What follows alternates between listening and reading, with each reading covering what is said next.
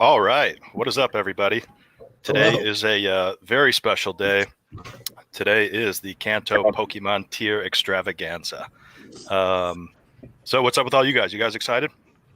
Oh, yeah. For sure. Okay, cool. So let's see. Today we're going to have a excellent panel. So we have Pardis, a.k.a. Party Chew. Pardis, how you doing? Y'all? Doing well. Excited for this. Heck yeah. We have Dan, a.k.a. Hitmon Dan. How you doing? If you sneak through the tall grass, you might find Pokemon. Thank you for the tip. I'll keep that in mind. Let's see. We got Monty, a.k.a. Charmonty, with a beautiful hat on today. Oh, thank you. It just feels natural on me. All right. And a first-time guest, Paulina, a.k.a. Polyrath. Glad to be here. All right. And Nikki, a.k.a. Nikki V. And it was my favorite when I was little because it's the easiest to spell when you're 4 years old. Also the easiest to smell. Okay. And we have Patrick. Do you have a Poke name? I do. Patrico? Yes. He's gone outside of the 151. I was going to say, is that Kanto? No, it's not, because I'm showing my general disdain for the original 151. Wow. Okay, this should be fun then. Everything is ranked low, is what I'm getting at. No, but also yes. Okay, so before we get started, I will lay some ground rules out. First things first, I'm not really going to be participating. I'm going to be operating in more of an administrative role here. So I'm going to listen to what you guys have to say, and we'll place them as we see fit. Two, the tiers are going to be a little bit different. Instead of being S tier, A tier, B, C, D, E, and so on, we're going to be doing them numerically. So we have basically 0 through 100, with 100 is kind of like a locked tier. So the way that we're going to start is I'm going to have each one of you just decide what your personal 100 level Pokemon is. Those will basically be taken out of the list, put into the 100 tier, and then we will proceed from there. So are we just talking about why we like them?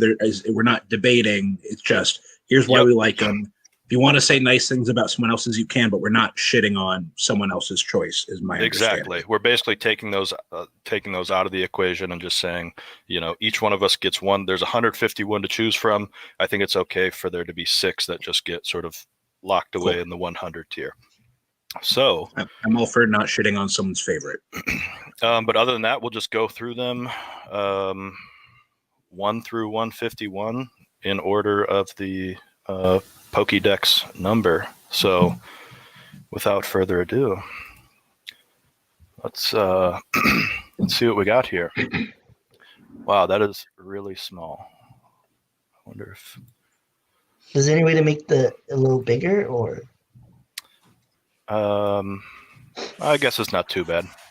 Quick question. I think that'll work. When we do a favorite, do we say it, or are we starting with the favorite? We're starting with the favorites. So we'll just take those right out of the equation here. Sweet. Let's see here. Okay, so we'll just go right down the list. Pardis, who is your 100 level Pokemon? Mine would be Squirtle. All right. Nice. That's a good one. I'm a big fan of Squirtle. Any reason why? Because he was the first one I chose when playing the Game Boy Color games, and he has a Squirtle squad in the show. Beautiful. And he's just a cool Pokemon. All right. Excellent. Nice. Dan? Yeah, I'm going to be sticking in the water type, and my 100 level Pokemon is Golduck. Okay, Golduck. Let's see here. This one is Golduck, right? Yes, that is correct. All form of Psyduck. The one that is not gold is Golduck. Yes. Yes, right. Of course. He's all about achieving goals, though, is how I look at it, Very nice. I like Golduck for a few reasons. One, Psyduck had a lot of issues, all the headaches and whatnot, and now he's fully evolved, and he's a badass. Also, some personal tragedy happened. Way back when I was a wee lad, my parents sold all my Pokemon cards in a garage sale without my knowing. The one card that did survive was my first edition Dark Golduck card, and I think it's pretty cool, and I've kept it with me ever since. Nice. That's awesome. Incredible. All right, Nikki. It's pretty basic, but I have to go Pikachu. Absolutely has to be in the top tier. And for numerous reasons, I think a lot of which are obvious. It's the most iconic. It's literally the face of the whole brand. I don't remember the exact explanation, but apparently Clefairy, I think, was originally going to be the face of the brand, and then they swapped it, which thank God. And then also a little bit outside Pokemon, Pikachu's my almost 100% of the time go-to character in Smash Bros. Because I prefer ones that are extremely fast, but then still have a killer attack that I can unleash on them. Also, it's just freaking adorable. Fair enough. Nice. All right, Paulina. Arcanine. Okay, someone's gonna have to tell me which one Arcanine It's is. below Clefairy. The big on the fire third row, dragon. Yeah. in the middle. Yeah. Yeah. The middle. Under Oh, It's gonna be- which one are these? Big Which one fire. are these, right? Of all. Big one. The big one. Okay. Yeah. So- So I like I said before, I got into Pokemon through the TV show before I started playing in any of the games. And when I saw the original opening of someone riding an Arcanine, that to me was just like, cool. I want to ride a really cool ass Pokemon. Arcanine seems really awesome. And when I got into the games and started playing, Arcanine was actually the first Pokemon that I got to level 100. So that to me is just a little bit of nostalgia. I like the lore behind Arcanine, where it's like a pseudo semi-legendary Pokemon in its description. And overall, I just think it's awesome. Nice. All right, Monty. This was really hard for me. I don't really have a favorite Pokemon per se. So it took me a while to figure this out. But I think I'm gonna choose the Kanto starter Pokemon, Charizard. To me, this character is iconic. It is probably more iconic than Pikachu. If you look at the Pokemon official website, at the 2020 most popular Pokemon of all time, Charizard is actually the highest rated Kanto Pokemon and 4th overall amongst all Pokemon. I started with the red version. I picked a Charmander. I've raised multiple Charmanders from 0 to 100 in multiple games. I still have one even in Sword and Shield. It is my favorite Pokemon, and I will ride or die for Charizard. Nice. All right, Patrick. This will be, I think, slightly outside the box, though I don't think the most outside the box of all the selections here. But my choice is the single greatest Kanto Pokemon, Slowbro. Slowbro. This one, right? Yes. Bit of sentimentality to it. It was on the first real competitive team I used in Gen 5 as sort of the defensive core, and essentially won me half the battles that I ended up using. But it also just looks really dumb, and that's hilarious to me. And yeah, just the fact that a Pokemon evolves because another Pokemon decided to bite on its tail is one of the greatest pieces of lore that they included in the first 151. Everything about this Pokemon is just perfectly stupid, and it's great. All right. Cool. Well, then there it is. Those are our 100 level Pokemon. And now we can get into the real fun here. Not a lot of variety in our team. What'd you say? Not a lot of variety, or a lot of variety? We got 3 water types, an electric, and 2 fire. Oh yeah, Zach. If we got to choose, what would yours be? Oh, I would probably do Blastoise. Blastoise. Yeah, but all right, let's get started. Sweet. Bulbasaur. I don't know which one Monty would put Bulbasaur in. And surprisingly, I actually have a lot of respect for Bulbasaur. I don't think the first evolution should be in the 90 to 99 range. I think we should separate that for like the Venusaurs and the Blastoises. But no, I do think Bulbasaur should be pretty high up on the list, especially considering, statistically speaking, it is the best starter to choose if you like to cruise your way through a game instead of earn it. Surprisingly enough, I actually have Bulbasaur rated higher than Venusaur and just a little below Ivysaur. So he's in the high level. He's my favorite starter. It's from the show. He was my favorite from the show. Again, it's very personal bias, but just there's something about it. I think he's a little different. He's not I don't use just flippantly, but he's not just a turtle or a salamander. There's something a little different. He's a plant. He's a turtle. I find him something interesting. And I don't know what you're very small, Pat, on my screen. Oh, you're very smart. Well, I'm showing you the list, and Bulbasaur is actually ranked 3rd amongst Kanto Pokemon. Wow. Yeah. And I kind of took the similar approach as well of like I had Bulbasaur ranked higher than Ivysaur and Venusaur just because the design's iconic, it's recognizable. It's been, when you look at like the history of when Bulbasaur's been in media, it's been in media if not equally compared to Charmander and Squirtle. I'd honestly consider it a high-ranked Pokemon, but not like too high. Maybe in the 60s or 70s is where I would put it. I think that's fair. I'm gonna go 60s. I actually did have it very low, and I understand the argument about being iconic. But to me, I did put power, like the power levels did make a little bit of an impact for me on this list because now, fun fact about me, my Heart Gold team is my favorite team of all time. I have an unevolved Phanpy on it that is really like level 90 something. Otherwise, I don't like because it's such a detriment to have an unevolved Pokemon on your team. So as much as I love Bulbasaur, that would never be a Pokemon I'd have like on a final team. So for that reason, I don't go as high. And that's kind of how I feel about all of these lower evolution ones, unless I have a personal connection. Okay, so it sounds like we're in the 60s, 70s range. They don't have any. If we're going to be between the two, I would say 70s, just because, again, I have him so high ranked. I have no problem compromising if he's in the 70 to 79 range. I also have him high ranked on my list as well. Okay. I'm not going to fight this, honestly. Bulbasaur higher because he's pop culture wise, he's a lot more popular than Ivysaur and Venusaur, especially because of the anime. And he's part of the main three: Bulbasaur, Charmander, and Squirtle. I They're like have the most iconic first starter Pokemon. Right there is perfect. 70 sounds good then. All right, Ivysaur. I had the 60s, so, but I also can go lower based on the pop culture relevancy argument too, but not too low though. Okay, because it's going to be way. Yeah.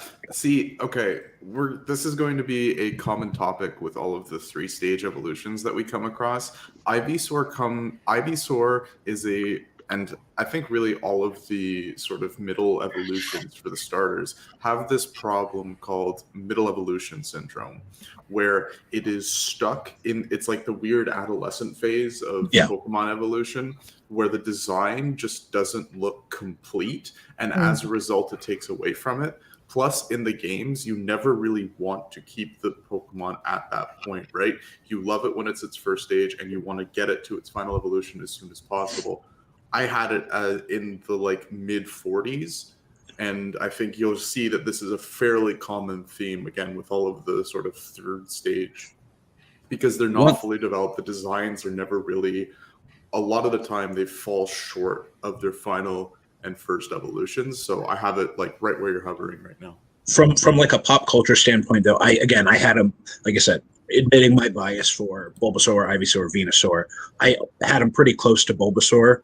One thing that kept him there was because of his he being in Smash Brothers, and I had a ton of fun playing with him because he was the version, what was it, Squirtle, Ivysaur, and Charizard were the interchangeable ones. It was a blast. I didn't have any problem not playing as Ivysaur.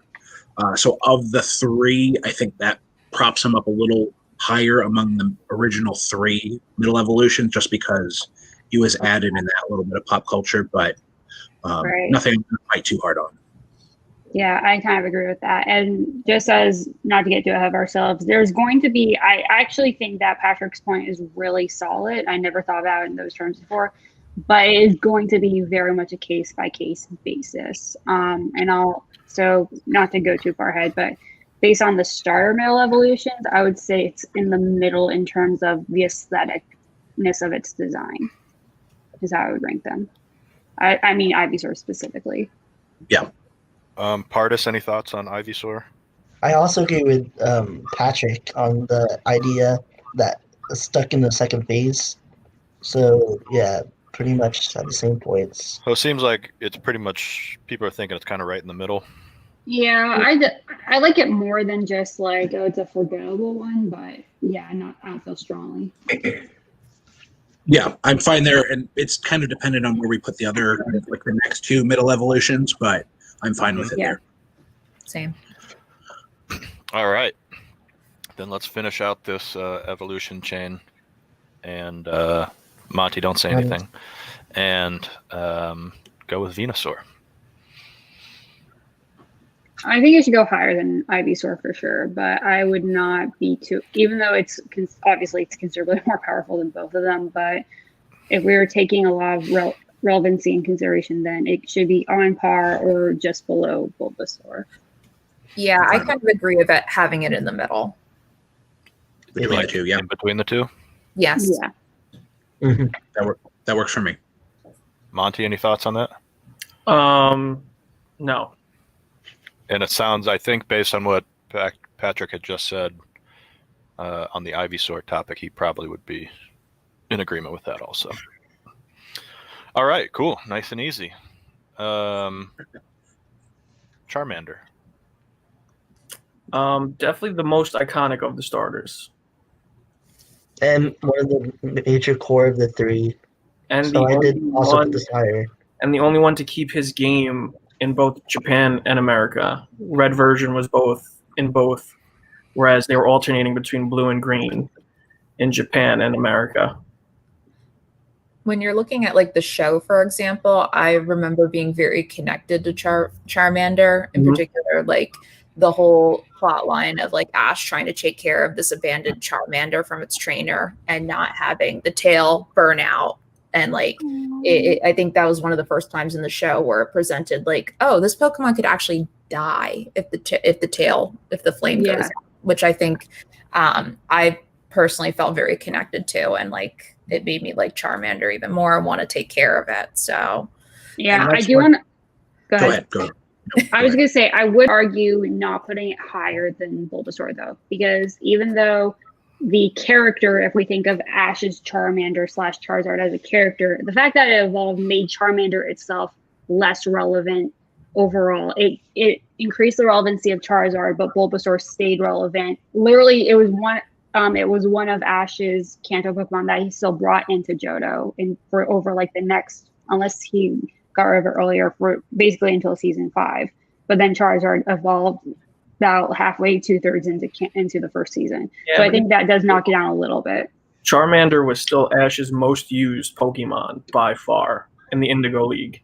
Like he used Charmander or Charizard. Charmander. Yeah, we're talking about one specific Charmander. I'm talking about Charmander. If you rewatch the anime, he used Charmander almost 3 times as much as he would use Bulbasaur or Squirtle. Okay, that's really his favorite out of the 3. In one season, not over his entire career as a trainer, though.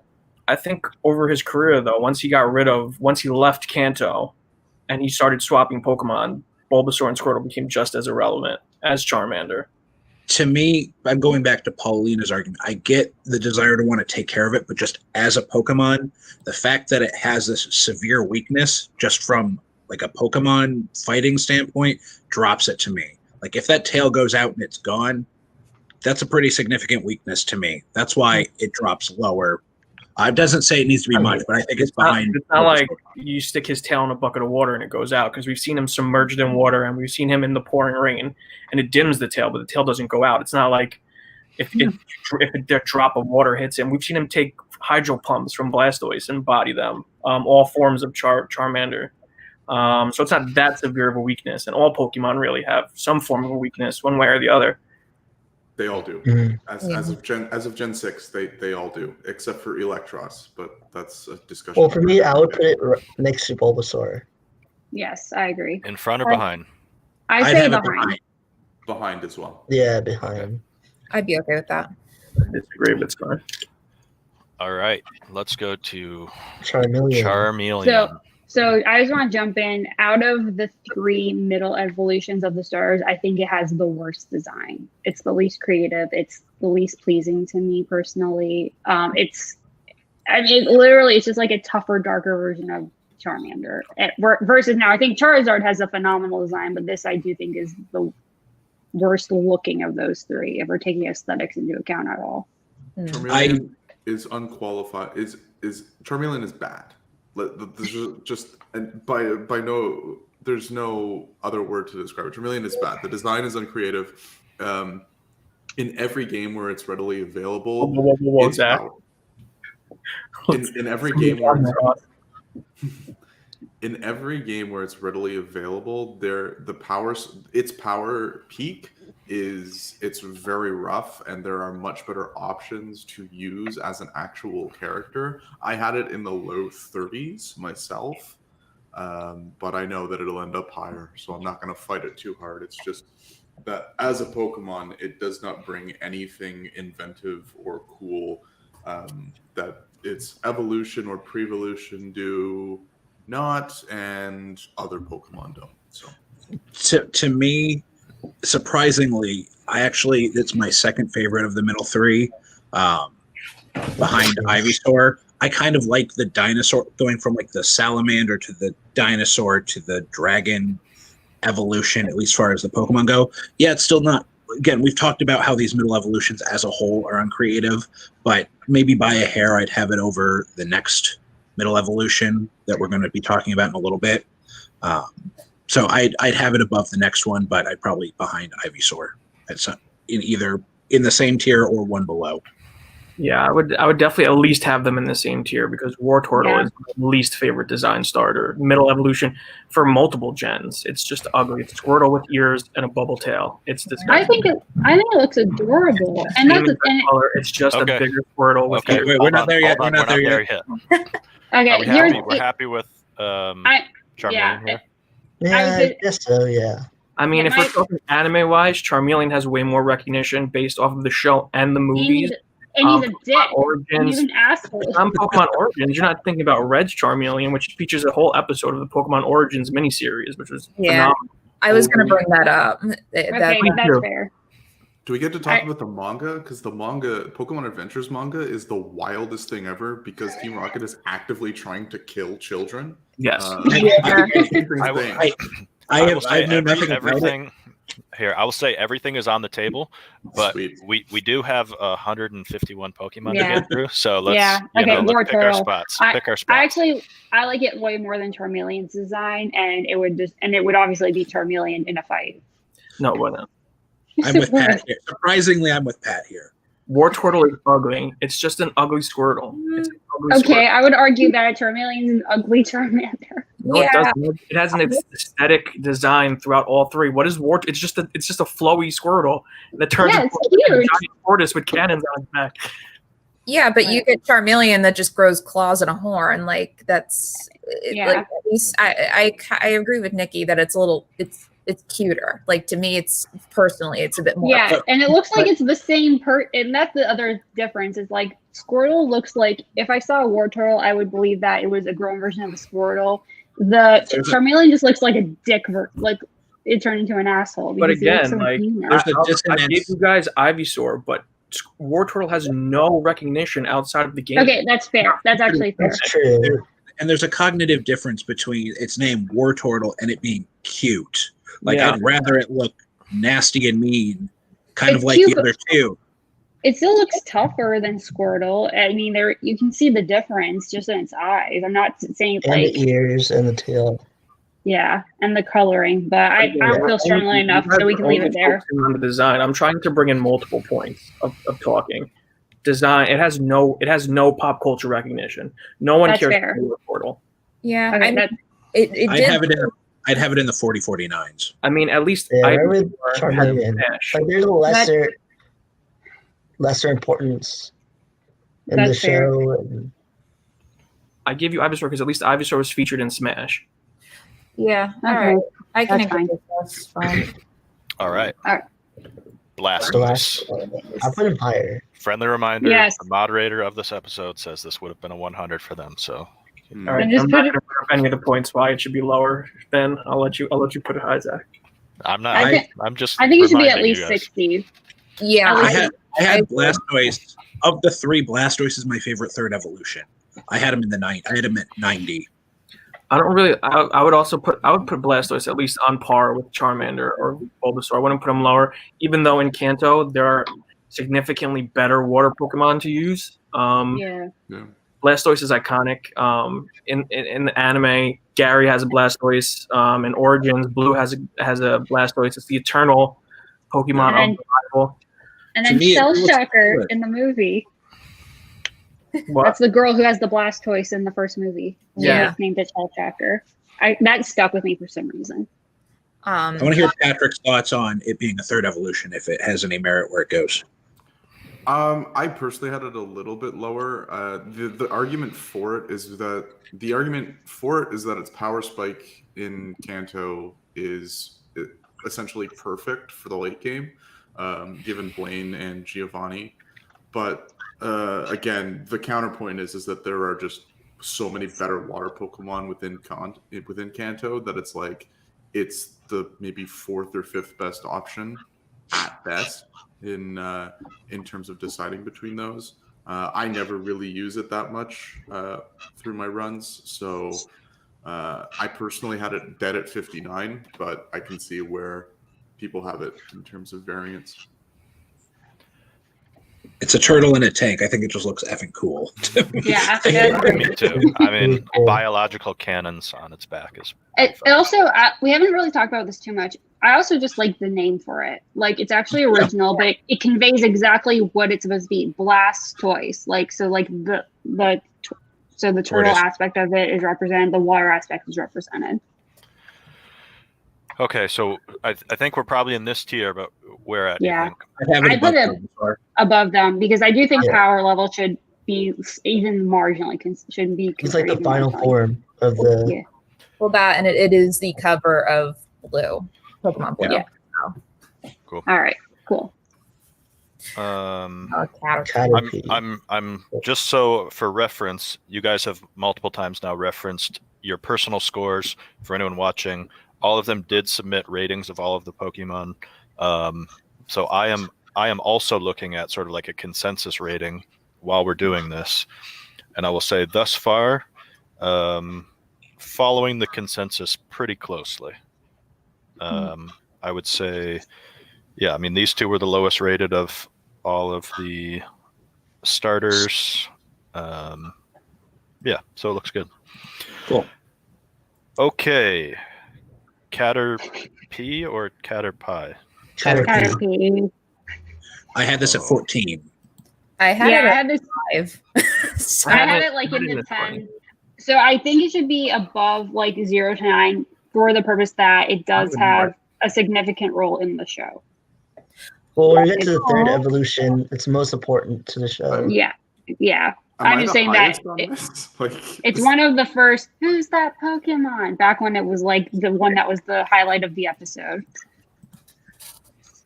And, I appreciate Pokemon that know what they are. They try their best. And, they might not win, but, they're going to do their job. Okay, String Shot. You know what, Caterpie, you do it. You do it the best you can. So I'm not going to put it at 0 because, it's trying. Yeah. It's not a 0. It's 0 to 9. It could fit in. Yeah. There is one I would put at 0. I still have it in that one. I still have it in that one above. Yeah. Bugcatcher Joey loves Caterpies, so one thing. Plus, you got to give props for being one of the fastest evolving Pokemon. Like, it just gets very quick. All right. Metapod. 0. 0. The worst one. Like, the only move he has in the game is Harden. It's weird because all of your hearts seem to have hardened. I mean, Metapod. You can remember that epic battle that Ash had with that one Bugcatcher. That hardened battle between Metapods was epic. Just because of memes, you can't put it in 0 to 9, in my opinion. Like, just Metapod is in and itself is just a meme of a Pokemon. Same thing with Kakuna. It's terrible. Don't get me wrong, but I think you have to put it below Caterpie because it can't do anything. But its meme potential saves it from being the dirt worst. So, am I missing something though? I don't think I've ever seen memes with either of them. I've seen Metapod. I've never seen memes with Metapod. And what's interesting? I have Bulbapedia up just so I can have media references. So like I'm looking at some of the GIFs and stuff from the original show, and Metapod's evolution to Butterfree is kind of interesting because like how the Pokemon glows and like transforms. In the original episode, it actually breaks open and the Butterfree comes out of it. So I think that's pretty unique in its own way. I'll give it that. Yeah, Literal butterfly transformation.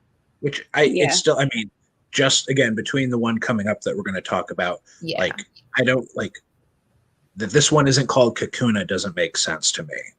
Just from like a biological standpoint, like, I forgive my lack of bug knowledge, but bees don't come out of cocoons, do they?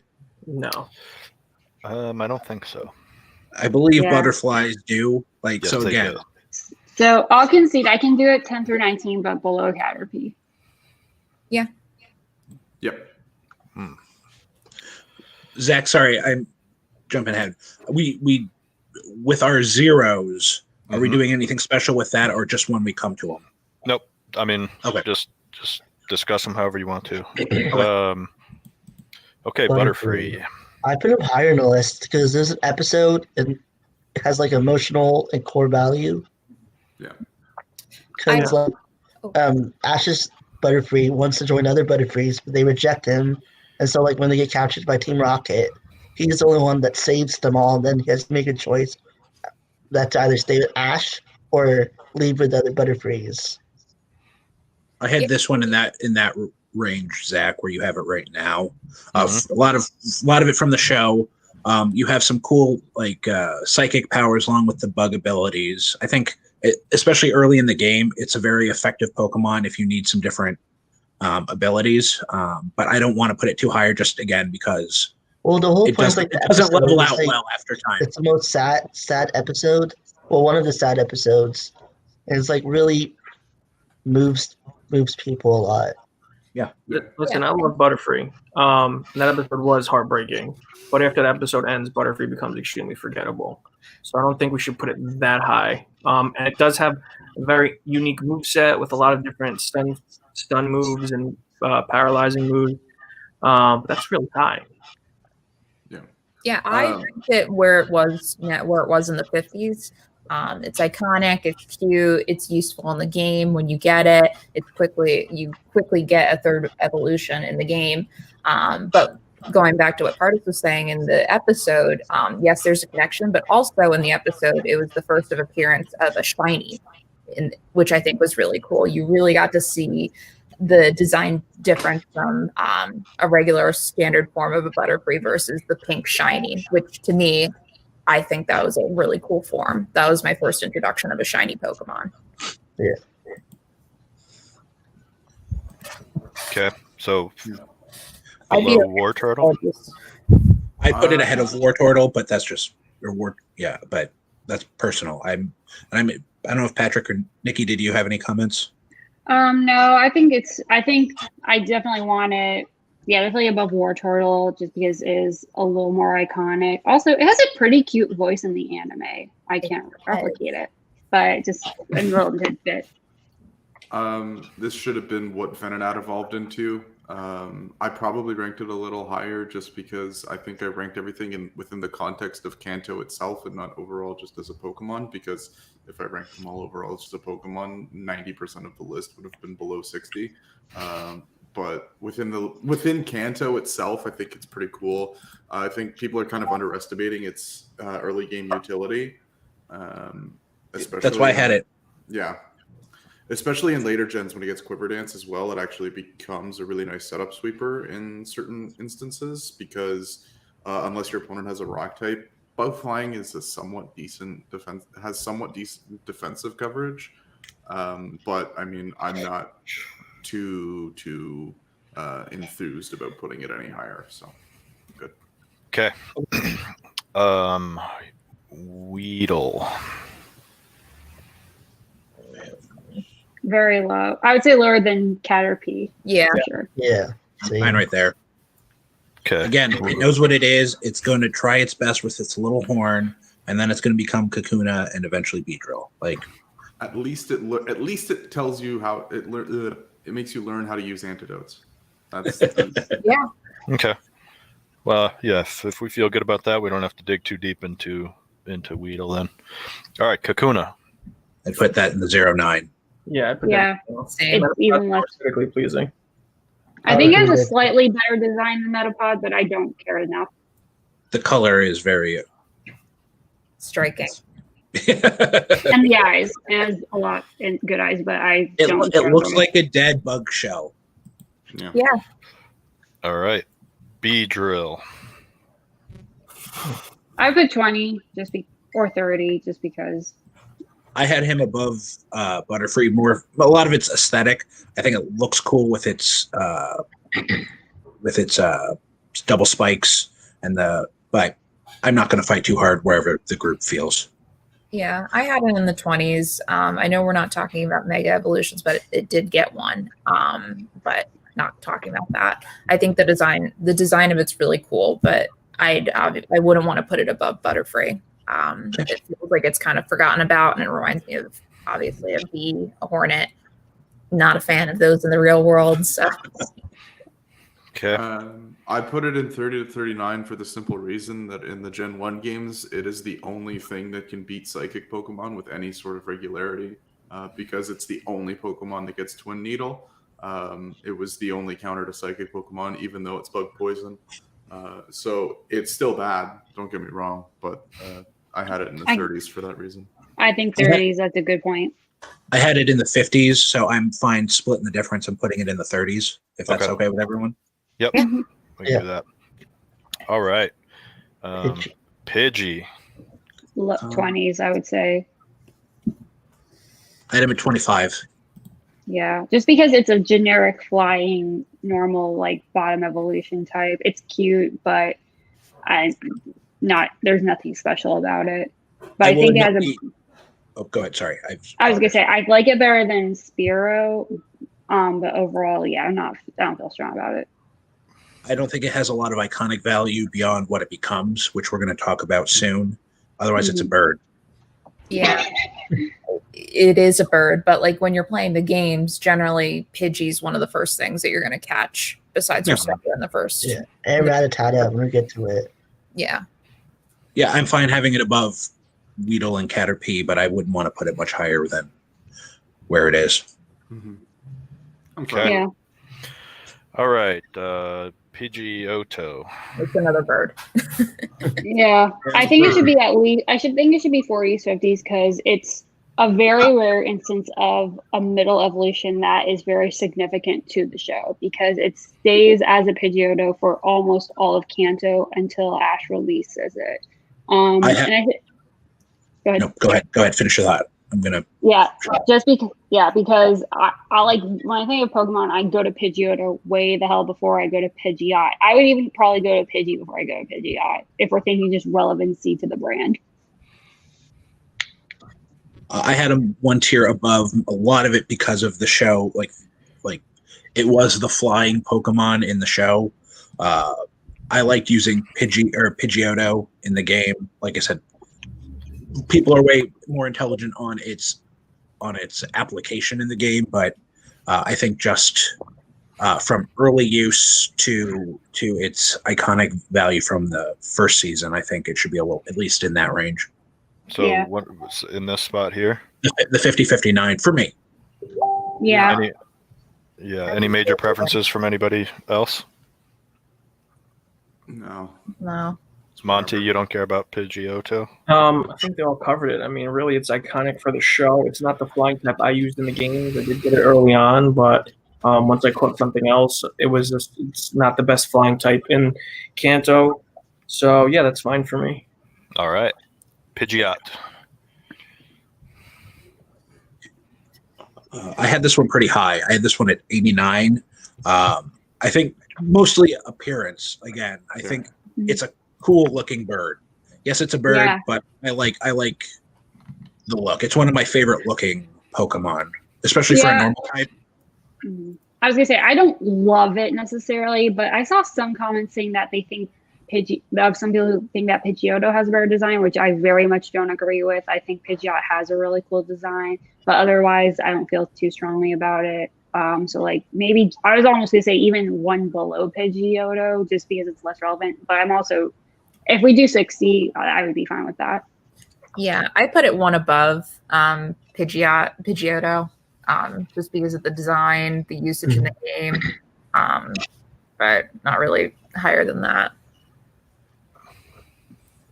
Okay. I have no strong opinion because it was dead at 50 for me. It is the most painfully average thing I could think of. All right. I think from where we all have it, that kind of averages out from where we all have it. Yeah. Cool. Rattata.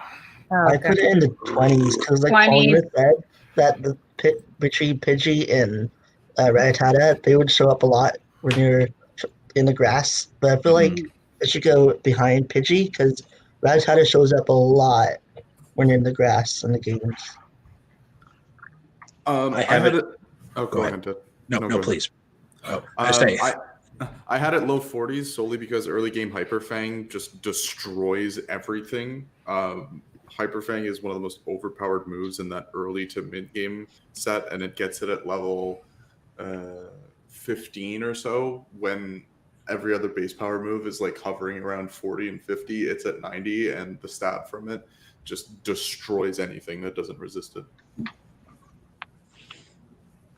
I had it at 5.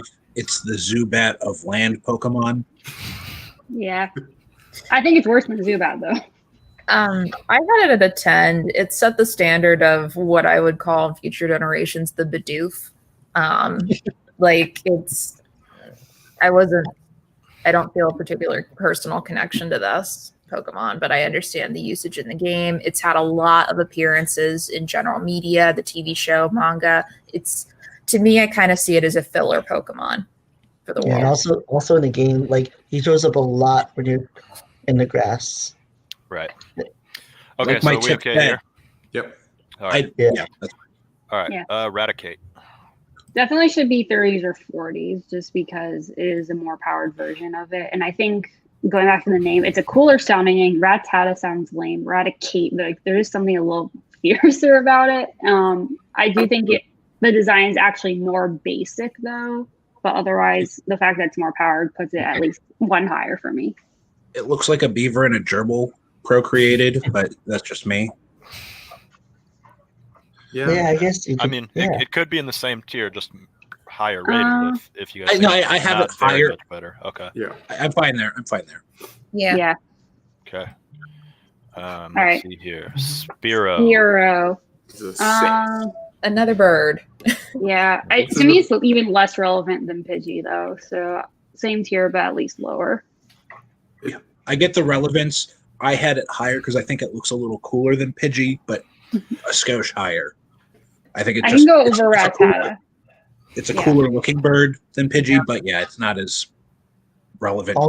Also in the first episode, there's like a bunch of pharaohs attacking Pikachu when him and Ash didn't really get along. And then when Ash tried to protect Pikachu, when the pharaohs, he got hurt. So Pikachu thunderbolted at the pharaohs. So they're assholes. All right. Not pharaohs, sorry. Is it Firo or Hero, which is a really, even as a young kid, I thought the name was kind of lame, but I mean, it's more powerful, but it looks, again, it's just another bird to me. I feel like from the design of Spiro to Firo, there's like a disconnect. Like I don't see it. Wonky ass long neck. It looks dumb. Yeah. So I actually could put it. Yeah, I could put behind Rattata. I went for the power. I would not put it lower than 20 though. Plus, it just looks like an asshole. Yeah.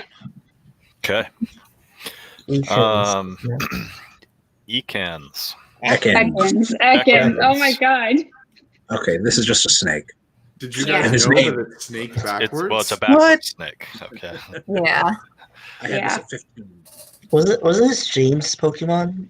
This was Jesse's original, but that's the thing. I was almost gonna make the relevancy argument, but I think their evolutions stayed a lot longer in the show than their pre. So I don't think it's the lamest, but yeah, it's mostly just a purple snake. I would go higher than the birds though, for sure, personally. Yeah. Yeah. I agree with Nikki.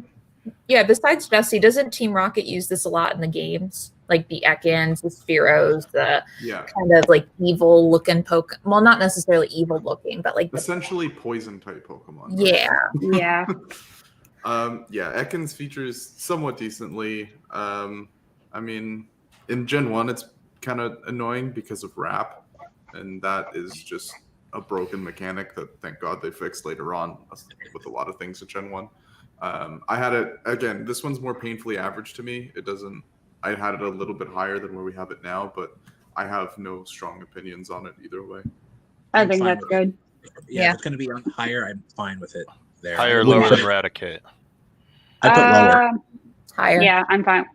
Yeah, higher. Okay. Right. I'll put higher just because I think it does have a better design. Okay. Okay.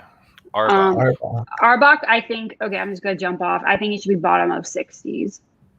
Bottom of 60s. It has a cooler design than Ekans, in my opinion. Yeah. Also, it's a lot more iconic to the show because Jesse and James hold on to their evolved Pokemon all the way through Johto. Mm-hmm. I had him at 36, again, mostly because of my relation to, I had Ekans lower than where we have it now. I think it's a cooler design, but again, it's not a Pokemon I'm drawn to in general. Yeah. Okay. I could also do 50s. I had it a dead middle of 60s. I actually think the design is really interesting, and I like where they go with it. I like that Glare was functionally its signature move for the first couple of generations, and that the synergy with its design is pretty cool. Poison's a decent defensive typing as well. I had it at 66 out of 100. I think it's actually, for Gen 1, a pretty good Pokemon, but again, a lot of these I just don't have strong feelings about. So it sounds like we got a couple in the 60s, couple in the 30s. My fight would be... I would put in the 40s, but... If it's 40s, then I think top of 40. If we're doing 40s, it needs to be top of 40s. I was going to put it between Butterfree and Wartortle would be... Yeah, that but it would also be... It would be Butterfree, though. Yeah, I think hearing two people say they have it in their 60s means I probably... Yeah. Even 40s feels low, so if I'm going to put it there, I'll put it at the top. Yeah, I don't feel strongly enough to fight for higher, though. Okay. Paulina, did you have a thought? Sorry. Yeah, so I put it in the 50s. Again, this reminds me of like a very darker design compared to some of the cutesier Pokemon that are in Kanto, associated with the evil team. I like the design choice, but would I use it in the game? Not really. So I was like indifferent. So I'm happy where we put it. Okay. Cool. Raichu absolutely needs to be in at least the 70s. I can get on board with that. Mm-hmm. Yeah. I had him in the 60s because, again, I think it's not my favorite electric. It's a good electric, but I think compared to, like, culturally, Pikachu outshines it. And Pikachu as well. There's a handful of other electric types I'd have over Raichu. So that's why I had him in the 60s, because it's still a good, powerful Pokemon. I like the design, just not as much as a bunch of others. And also, this is Gary's Pokemon. I think of Surge's Raichu in the anime whenever I see it. Just a big, menacing Raichu. I put in the 60s. Again, better electric Pokemon, I think, in Kanto. But the design, I think, is a really good evolution for Pikachu. Okay, I'm fine with high 60s. Yeah. I agree with Paulina. I had it high 70s. If it was a Alolan Raichu, this would be a completely different discussion, and I'd be advocating for it to be in the high 90s because that is arguably the greatest design they've ever made. I second that. I think the one thing that Kanto did right, with one notable exception, was its electric types. I think Raichu is just in that line of really well designed, really well balanced, and frankly, the ability to Thunderstone, it being the first Pokemon in the Pokedex that evolves with Stone evolutions, is pretty cool. Yeah, I mean, if it's at high 60s, that's fine, but yeah, I'm fine either way. If people are really strong about it, I'm cool at low 70, at 70. Yeah, but I think it deserves low 70. Okay. Next we have Sandshrew. Sandshrew is adorable.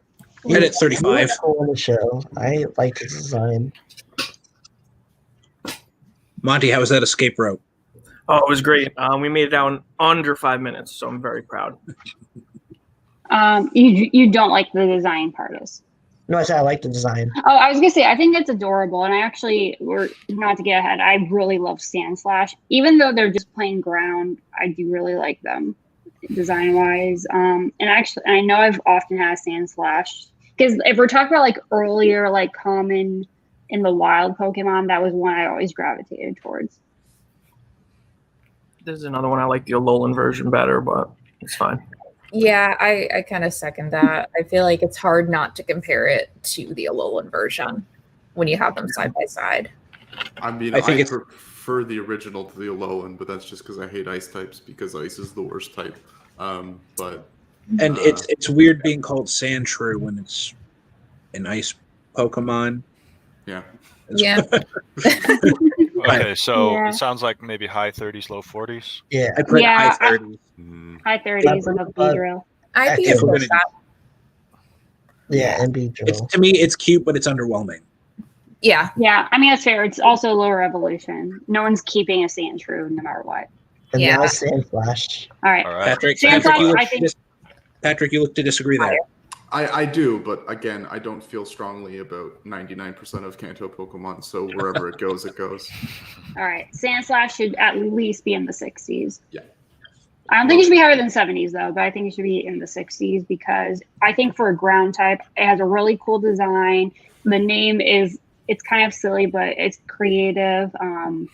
And that's, and I was gonna say this about Raichu. It's an evolution where I feel like the previous one is the same Pokemon, whereas like the other ones, like the starters, they look so much meaner. Where this one, I buy it more. That's part of a natural evolutionary process. It's probably my favorite ground. I think I had it in the 40s, but being that you moved down on Sandshrew, I'm fine in the 60s. I do think it looks cool. Again, it's ground. So again, it's to me the power set's a little underwhelming, but it looks cool. Yeah, I can do low 60s. I can do low 60s. It's exactly where I had it. So. Monty, any thoughts? I don't really like it that much, but I'm glad. I'm happy where it is.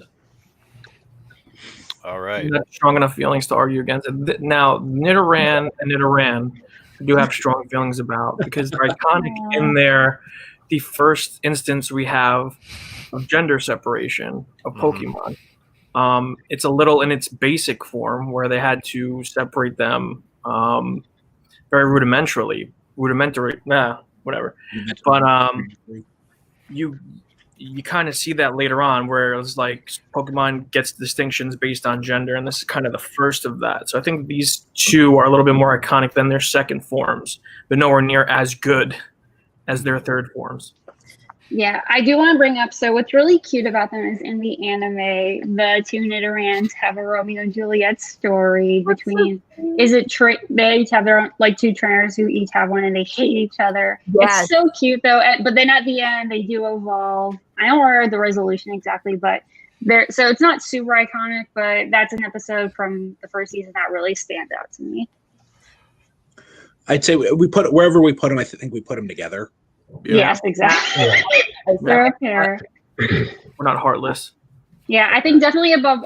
I would say maybe just below Butterfree because I think Butterfree has more significance, but I think it's definitely above Wartortle. Yeah, I can get behind that.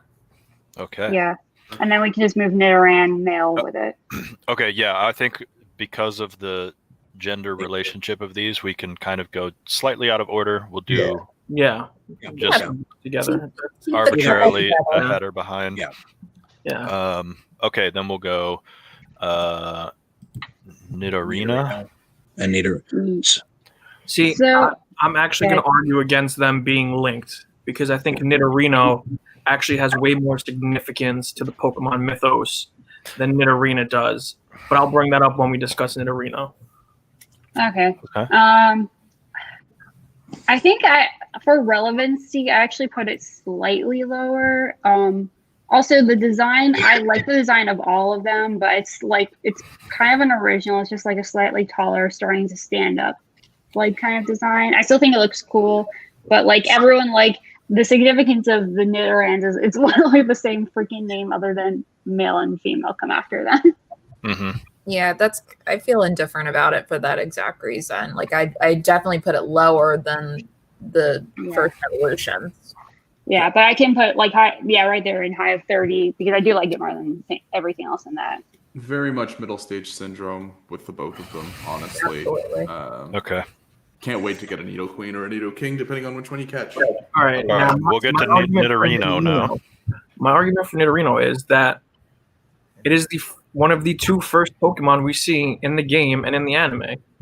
It is Nidorino and Gengar, and it's the battle that is being watched on the TV, and it's iconic. That scene is iconic. That's I still true. in my head. Okay, that's valid. Yeah, it's both in the original games and the anime. Okay, so then the question is, how much is that worth? How many points of rating is that worth? I could put it over War Turtle, and that's it, personally. I like the aesthetic of Nidorino slightly more. It's of this pairing. Like I like the look, but again, not enough to bitch and moan about. Yeah. Okay. I honestly put it higher, but you guys are heartless bastards. What do you want from me? I mean, Fight Monty. We want that Monty spirit, you know? it's like a token bonus here for being on the TV show. Yeah, but it's not just on the TV show. It kickstarts the entire franchise, both in video games and in anime. Okay, I can put it over. I can put it over the Nidorans, but it's not going outside 40s because it's otherwise not relevant. Arbok is so garbage. All right, fine, whatever. Okay. Nidoqueen. Put those pretty high. Put these pretty high. Yeah. Nidoqueen should be close to each other, I feel like. So just from like a lore standpoint, I always thought it was interesting that it was an evolution through a moonstone, especially for like a poison ground Pokemon. Aesthetic wise, I always think of the first movie when it comes to Nidoqueen, the trainer that had Nidoqueen in her party. I'd rank it where it is right now in the 60s, 70s. I had both Nidoqueen and Nidoking in the 80s. I think they're interesting. They're fascinating. I think they're very strong. A little bit of utility. And again, aesthetically, I like that. I like the aesthetic that they both bring. They look strong. Which they do indeed. Yeah, and they back it up. I mean, they're on most people's top 6 Pokemon of Kanto list. Like if you're building a team, most people have either Queen or King on their team. I prefer Queen, actually. I had Queen significantly higher than King, but I think that's a little bit of personal attachment because Queen was a very vital part of the first ever Nuzlocke I completed in Leaf Green. So there's a personal attachment to it. But, I mean, in terms of coverage, it gets a wicked diverse set of moves. It's wicked strong. The typing is sometimes good, sometimes bad, depending on where you are in the game. And I think everyone just tries to rush to get Nidoqueen. I had it mid-80s. Okay, so consensus-wise, do we think 70s or do we think we break through into the 80s on this? I think we break through into the 80s. Yeah.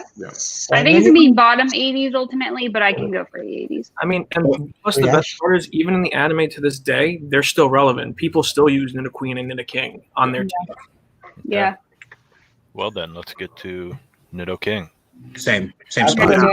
Yeah. Both together, like Nidoran and Yeah. Okay, next we have Clefairy. Clefairy. We're not Zero. Wasn't this like Nurse Joy's Pokemon? No, that's Chansey. That's a Chansey. So this is gonna shock you guys. I was never the biggest fan of Clefairy. I don't know if it's because its eyes were always too small to me. Like something about its design was always a little bit off. I think it is cute, but as we're gonna get to, I always preferred Jigglypuff from an aesthetic standpoint. And I think from there, they're not otherwise that different. But it's cute though, and I think it's not as iconic as Jigglypuff, but like I said before, it was nearly going to be the face of the brand, which is crazy to me, but I think that counts a little bit for something. I put this at 28. I just find it an underwhelming Pokemon. Yeah, I put it in the 30s just because it had a lot of appearances and other in games and the manga. Yeah. It's visible, but like I wouldn't put it higher than that. It's a cute design, but I always thought Clefairy was a little creepy to me. Yeah. Yeah. Like I Gunvallow. always saw it as mischievous, and I think that was just because of the influence of the anime and the games. So Okay. So maybe Yeah. low 30s, high I- 20s. Yeah. I'd put it above. I think that's fair. Actually, I was about to say maybe below Raticate, but yeah, that's same. just as like a small note too, I always thought it was interesting that Clefairy was a normal type. Not that we didn't have fairy types in Kanto, but I think the type change later on made more sense for Clefairy. Oh, for sure. Yeah. Okay. Clefable. I like it for whatever reason. I like its design slightly more, even though it's almost the same thing, and obviously it's stronger. So I think definitely in the 30s at least. I'd just like to say I vastly overrated this Pokemon. I forgot how mad it made me, the fact that it has ruined the last 3 generations of competitive OU Pokemon, because it is just the most annoying thing to deal with, and I hate it very much. Okay, so that means Okay. how, right? Hold on. Let me see what that means for our consensus ratings here. Clefable. Ooh, yeah. Yeah, I overrated it by I think about 20 points. Put it in the 60s. Huh. I had, Okay. this at 20, I had him at 29, so I'm fine. I'm fine with it. Low 30s. Again, it's a little better than Clefairy, but it's just essentially a bigger Clefairy. Okay, Yeah. so not mid 30s, we're thinking low 30s. I put him. Yeah, I put it after. Yeah. Yeah. Actually, it's fine. I'm fine with Raticate over it. This guy knows what he's talking about right here. Very bottom. Excited for the shape too. I'm very glad that we have more than half of the current Pokemon below 50. I'm glad we have a. Let's go. Let's go. Well, I Good mean, one's coming up. I will say, since I've looked at all of your personal ratings, I will say, I mean, the high rated Pokemon are fairly backloaded. Yeah, So fairly Yeah. obvious. okay, let's see. Vulpix. Vulpix. Vulpix should be I think- high for a low level. It should be pretty high. I put it in Yeah. the 40s because it's a fox. I like foxes, and For a I like bad the fire design of type, it. I would agree. It's iconic. I But had. It's yeah, also, it is iconic. it's also a well, very in the show, gorgeous and design. Sorry. I had this I at put it in the 83. 40s. I actually think it should go high 50s because I think I care way the hell more about than the mid evolutions. That's a little high. I was very much with Dan on this. I had it at an 82. It's one of the few Prevos that I actually really, really enjoy the design of. I enjoy. It's not really accessible, especially because it's one of the few version exclusives. Yeah. Depending on again which game you bought. But I mean, its role as Brock's Pokemon is sort of iconic. It's better than its Very Alolan much version. iconic. Yeah. I'm in lockstep with Dan on this. I had it at It's a gorgeous 82. Pokemon. I had this put really high at 75 for all the reasons that were listed. It's Okay. I would not. I don't know if I would put it over Charmander, but I think definitely. I would say no higher than. I'm interested in Right below- Piramontes. I would put Blacklight. it between Charmander and Raichu. I my think opinion. Charmander is way more iconic than Vulpix. Yeah, That's what I was- yeah. I'm happy I'm with fine. this placement. I'm fine to compromise there. Well, Yeah. obviously it's more iconic because it's the one of the trio. Yeah. Okay. We'll leave it there then. And then Ninetales. 99. Yeah, this is a beauty for me. I had it in the 80s for sure. It's iconic. There's lore behind it of it being pseudo legendary, having some ghost type moves. I think is interesting. Like I think of Will-O-Wisp. It looks mystical looking. If Yeah. you pull its tail, it curses you for 1,000 years. Yeah. That is badass. Yeah, Yeah. its role in Mystery Dungeon games is good. I still prefer Vulpix to it. I enjoy Vulpix's design a little bit more. I had it like mid 70s. I think it loses something by not actually being a dual type Pokemon until it's a Alolan variation. But I think overall you can't deny that it's pretty wicked. And again, its role in the Mystery Dungeon games is this like weird seer of things is pretty awesome. Okay, so I'm hearing 80s based on kind of Yeah, I Yeah. agree group with here, you. above or below the Nidos. Personally, I Nidos. put it ahead. This was Yes. this was fighting for my favorite. Like Golduck, this and one other were fighting for my favorite. Yeah, I agree. Okay. So if we're not going to put it in the I don't 90s, believe it's ahead of the king and queen, but I have other things that I want to fight for, so I'll let you guys have it. All right. Okay, and that brings us to Jigglypuff. the special All right. segment of our show. Who's ready to break out in song? All Um, right. And Let- their oh, wait, basic hold on. mark- Let me make sure I have this Sharpie. right.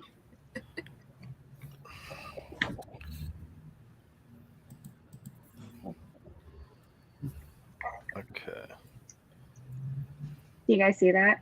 Not All I she mean, wants is I can attention. see it, but The people Alright. fall asleep to her singing. Wait. Is it ready for you to share it then? Or let me just send it to Zach then. Sorry. All right, this is Y'all start wait, talking. we just had it. we just had Yeah, it. yeah, we just had it. We just had it. Oh, It's a definitive 99. Here, just Alright. share that The end of exact screen 99 again. here now. I love it. all right, here we go. Anyway, so Iconic. my sister is probably real next to me, but I just cut her out just in case. And for those who are familiar with the anime, this was a very important detail that I made sure not to forget about. The marker. But yes. The marker. Wait, did you make it or?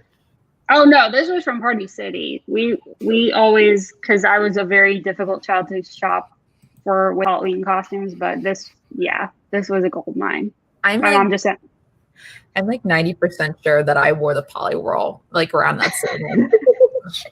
I love yeah, that. thanks. Okay.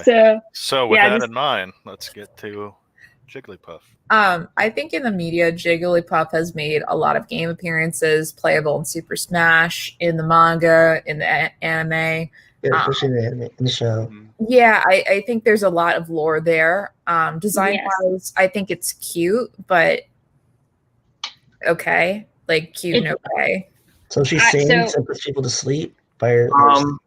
And then draws on them. I would So yeah, go ahead, Nikki. No, go ahead. I was gonna say, I know this shouldn't have relevancy to it, but Igglybuff is one of the absolute cutest Pokemon ever to me. So to me, like that's the first thing which is one of the first things I think of when I think of Jigglypuff and Wigglytuff.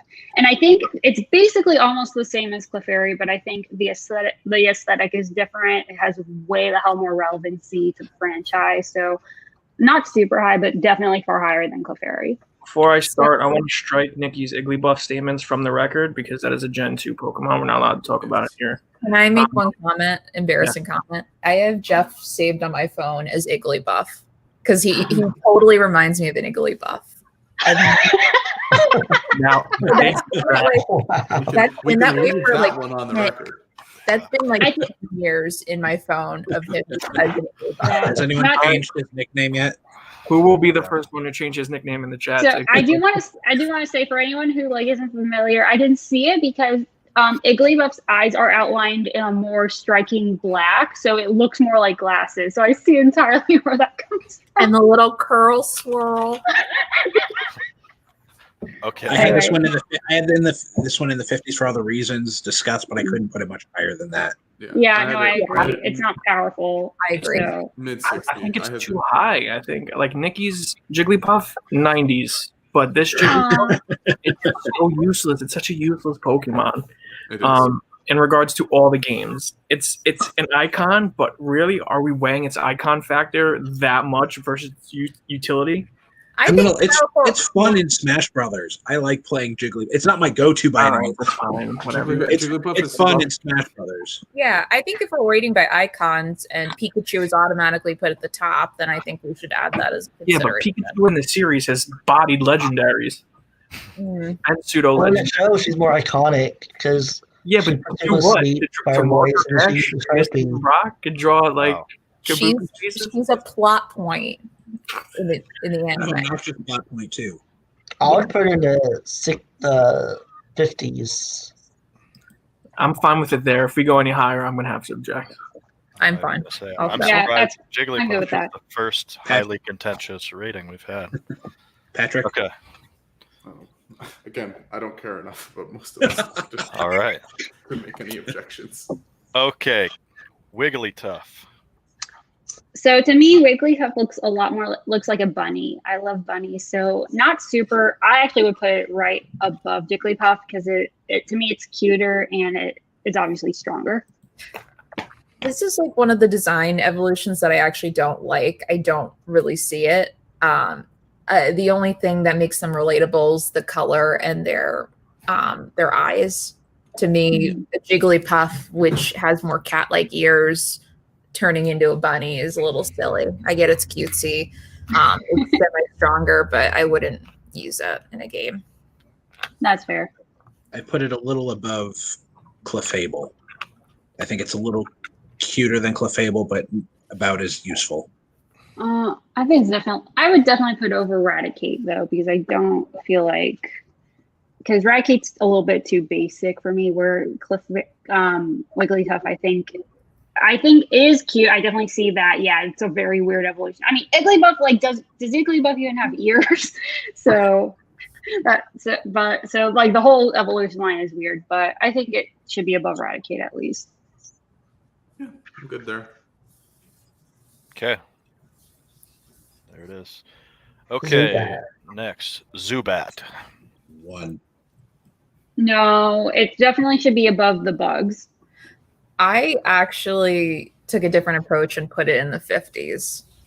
I think Zubat is, as much as like we hate it in the games and we run into Zubat continuously, I think that's hilarious. There's so many memes for it.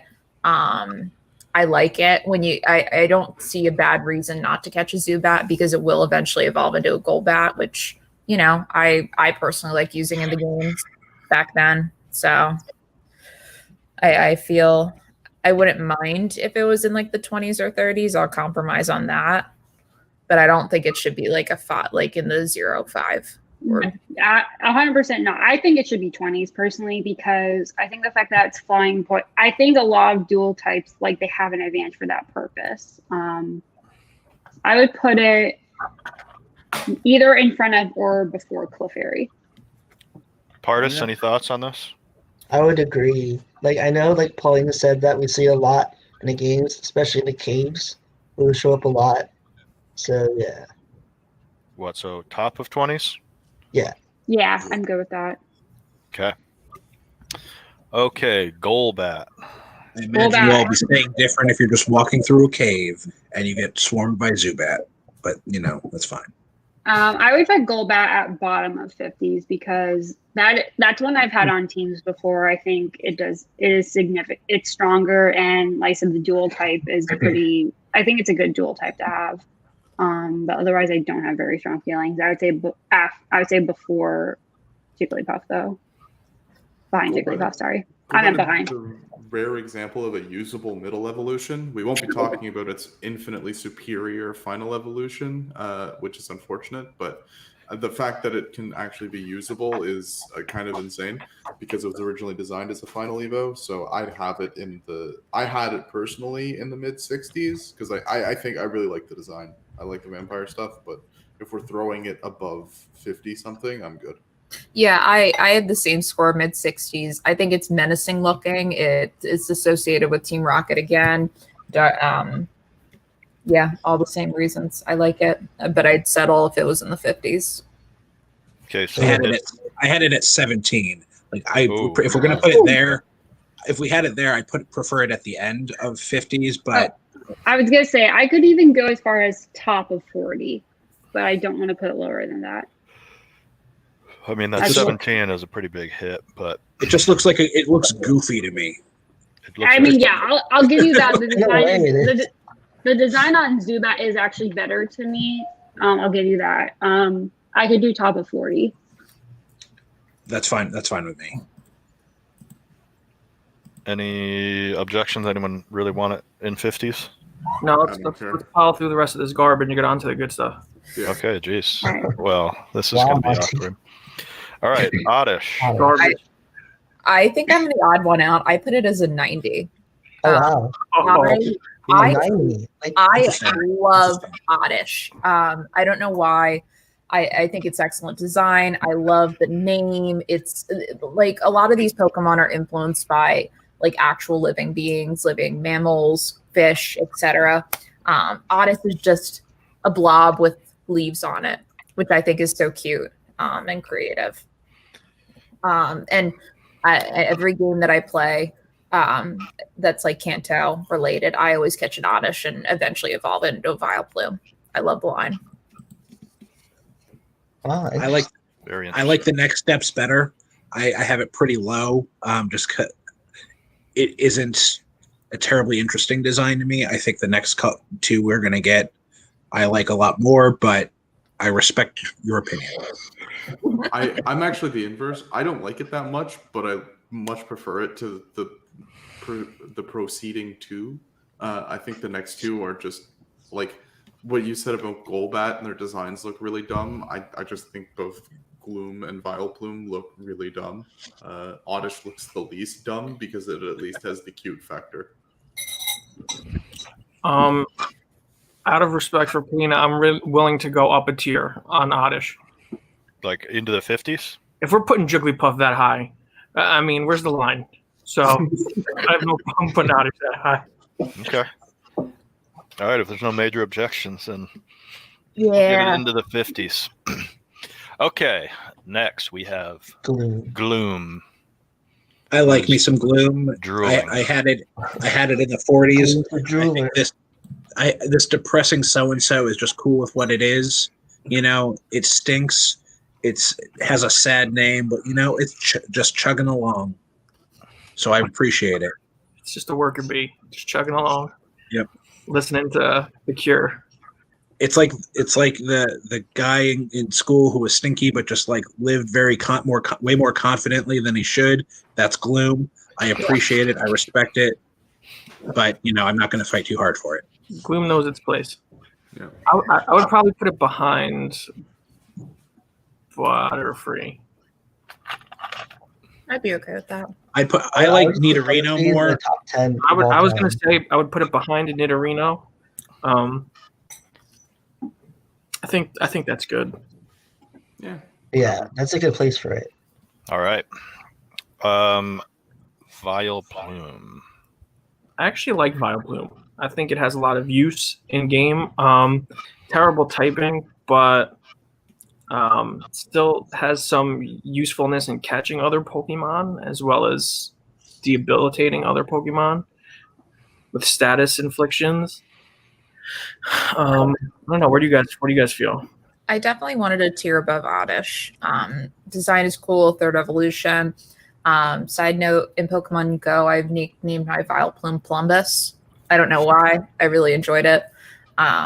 Fit very well. I just like it. I hate it. It's the inferior third evolution of Oddish.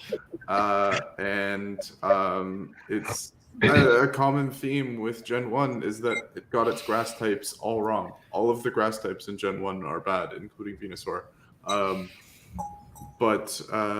Yeah, I mean, again, I think it's bad, but I'm not going to fight y'all on it. I'm unfeeling about Vileplume. So if there are people with strong feelings, sure. Okay, so what if we just put it right next to Oddish, but up one spot? So at least we delineate that it's slightly better. Okay. All right. Fine. Okay. Okay, let's see what we got here. Next we have Paris. I think we can put these both low. Does anyone really feel anything with these Pokemon? I feel nothing. This is arguably the worst Pokemon ever made. Okay. This thing is atrocious. It is the single worst typing you could possibly have. Buggrass is a garbage typing. It does nothing that other grass Pokemon don't do 50 times better. It has horrible stats, and it looks really dumb. This is the worst Pokemon in Kanto by far. 0. Here, let's just put mushrooms on this crawdad. Okay, so I mean, anyone want to fight back on that? Nope. I had it slightly higher, but like I'm okay keeping it low because I just thought like it's fine. Okay. That's I all might put Kakuna lower again just because it looks like a dead bug shell. But again, either way. Yeah, I'll agree with that. Okay. I mean, all right. If two people say it, I'll listen to the wisdom of the crowd. Dangerous. All right. Next, we have Parasect. Same. It's a little better. It's a little Yeah, better. I had it at a 10 just because I think the mushroom on its back, the two mushrooms somehow combining into one is a really interesting design choice and very funny when you think about it that way. But that's literally the only redeeming quality that it has. Yeah. Actually, no, it's one of the, I think it might be the only Gen 1 Pokemon that learns Spore naturally, which is the 100 accuracy sleep move as opposed to Sleep Powder, which is 85. So it is only marginally better as a grass type than Paris. I had it literally at 10. I'm fine there. Yeah. Same. Okay. Better than that. I had this. Hold on, Nikki. Any strong opinions on Paris or Parasect? I was listening the whole time. I don't get the vitriol towards them. I don't think they're anywhere near the ugliest, but I think the type argument's pretty strong. And I think, isn't Paris the first Pokemon Ash catches that somehow magically gets automatically sent to Oak's lab? Which, that to me was kind of interesting. Where That's it like, belongs. what? Ash does Where not. it belongs. Does Ash have a power? Well, what was the seventh Pokemon he ever caught? And that's when he like first found out for the first time, like, oh damn, I can't have 6 at once. I could have it was Paris. Pokemon. He definitely doesn't never owned a Paris. Okay, then who was the 7th one? Krabby? Oh Yeah. No, you're right. It was Krabby. Oh, That's okay. right. That's Okay. how relevant Paris is. Let's move on. Great. Yeah. To be honest, I like Krabby more than Paris. All right. Not Venonat. there yet. I had this at Venonat. 27. Weirdly enough, I think this is a cute Pokemon. I like it a lot more than its one coming up, but not enough. Like, it's cute, but it's still, this weird bug thing. Bug ball. I like the Yeah, eyes. yeah. The eyes are really cool. Venonat. Yeah, I had it at 15. It is so unmemorable to me, and it should have evolved into Butterfree. Yeah, I mean, it does look like it How- should, for sure. Wait, does it really? Huh. Yeah. I guess in a way, it can evolve into Butterfree, but It's the color palette and the eyes mostly. Right. Yeah. Also, why does a gnat evolve into a moth? I'm fine with it there. And if it's a gnat, it should be able to fly. All right. I Yeah. don't love Butterfree so much. Okay. Venonat. All right. Venomoth. Low. Well, yeah, very low. I think it should be higher, honestly. I don't, because Venonat is just too weird. At least Venomoth looks like an actual thing. This thing is nightmare fuel. Moths are like those things you swat away. It's like, oh shit, there's a moth. Oh, you're Yeah, but- dead now, moth, because you scared me. And now it's big. Forget this thing. It's prettier than a regular moth, though. No, it's terrifying. Look at its face. It has like mandibles on its body. I actually put it lower than Venonat. I mean, I really don't care enough. I'm not gonna fight it, but Yeah. I want to go on record. I think it has a better design, but I don't care. I had it at 7. Wow. This thing's ugly. Yeah, I don't Monty, any care. thoughts on Venomoth? No, it's garbage. Okay. Thank you for your input, Monty. Perfect. Okay. Next, we have Ooh, Diglett. Doduo. Doduo is really cute, but it kind of doesn't do much for me. I think Sandshrew is a better ground type, so I would say maybe teens or 20s. I like Diglett. Oh wait, shit, you're right. That's Diglett. Why did I call it Doduo? I don't It's know. not don't. I was I sitting there like, wait, what? I was I like, was I'm waiting not to- I'm not the expert here. I have the list in front of me. It says Diglett, but I don't know. Yeah, that is Oh my Wrong god! Why did Pokemon, I? Nikki, wrong Why one. did I mix? I totally mixed up with the totally different one. I'm wrong. Yeah, go ahead. I actually put this pretty high. I ranked it 69. Haha. Of all the dirty jokes you can make about Diglett, that's not the one I thought we were going to get Yeah, to. that's why I put it high, because like I think it's iconic in the sense that like there's a lot of mystery around it. Like, what the hell's underneath Diglett? Dirk Diglett. Yeah. I think there's a lot of meme culture around Diglett. It's an interesting design. I think it's funny. Is it useful? Not really, but I think it should be at least like in the middle. There's also thought that the pink thing is not its nose; it's actually an agape mouth, and it just has one tooth. Yeah. And now that's all you're ever going to see when you look at it is its mouth just open and it's one single tooth. I think that's way too high for Diglett, especially because Yeah. It hasn't been placed anywhere yet. Just It needs to be below Sandshrew. In the games, in the caves, it appears a lot like Zubat. it's terrible. I put it above Zubat. Yeah, I would. above Zubat. Yeah. Wow. Whoa, that's really. I feel like, but Paulina put it so high. I think we should give it a little more credit. That's fair. I'd be okay if it's in the 30s. I'm So fine I'm if we okay. put it higher. If we put the next What one about if we above. put it in the 30s? How about that? Yeah. I will put Diglett higher than the next one. Yes, that's fine with me. Yeah. Yeah. All right. Okay. All right. So to Okay. defend myself, this is a terrible defense. So Doug Trio and Doe Trio sound very similar. So that's Yes. why I said Doe Duo. Right. Yep, we got you. We got you. Good. All Okay. right, Doug Trio. Quite possibly the least creative evolution. It is Pretty a good troll. It's besides Dodrio. Oh, whoa, Hey, whoa, whoa. wait. Save Dodrio for when we get to Dodrio. No, Right? I there, have there is a much less creative Actually, you're right. evolution No, that that's we're a good going point. to get to later that I've hinted at previously. I think this goes above Zubat then. If we're Yeah. that's- essentially it's just 3 Diglets. If we like Diglett more than Zubat, then it just needs to go one lower because it's 3 of that. But like less cool. More is less in this situation, but not by Yeah. much. I think this is the one where I fundamentally disagree because its use in the games is especially once it gets abilities in Gen 3 is incredible. It is a very unique ground type in that it's not actually defensive, which is weird. And arena trapping things is really, really valuable, not only in game but in competitive as well. I had this mid 70s. I think Dugtrio is great as an actual Pokemon. Doug Trio. I said Doug Trio. No, you said Doug. I might have slurred my words, but I said Doug Trio. But yeah, whatever.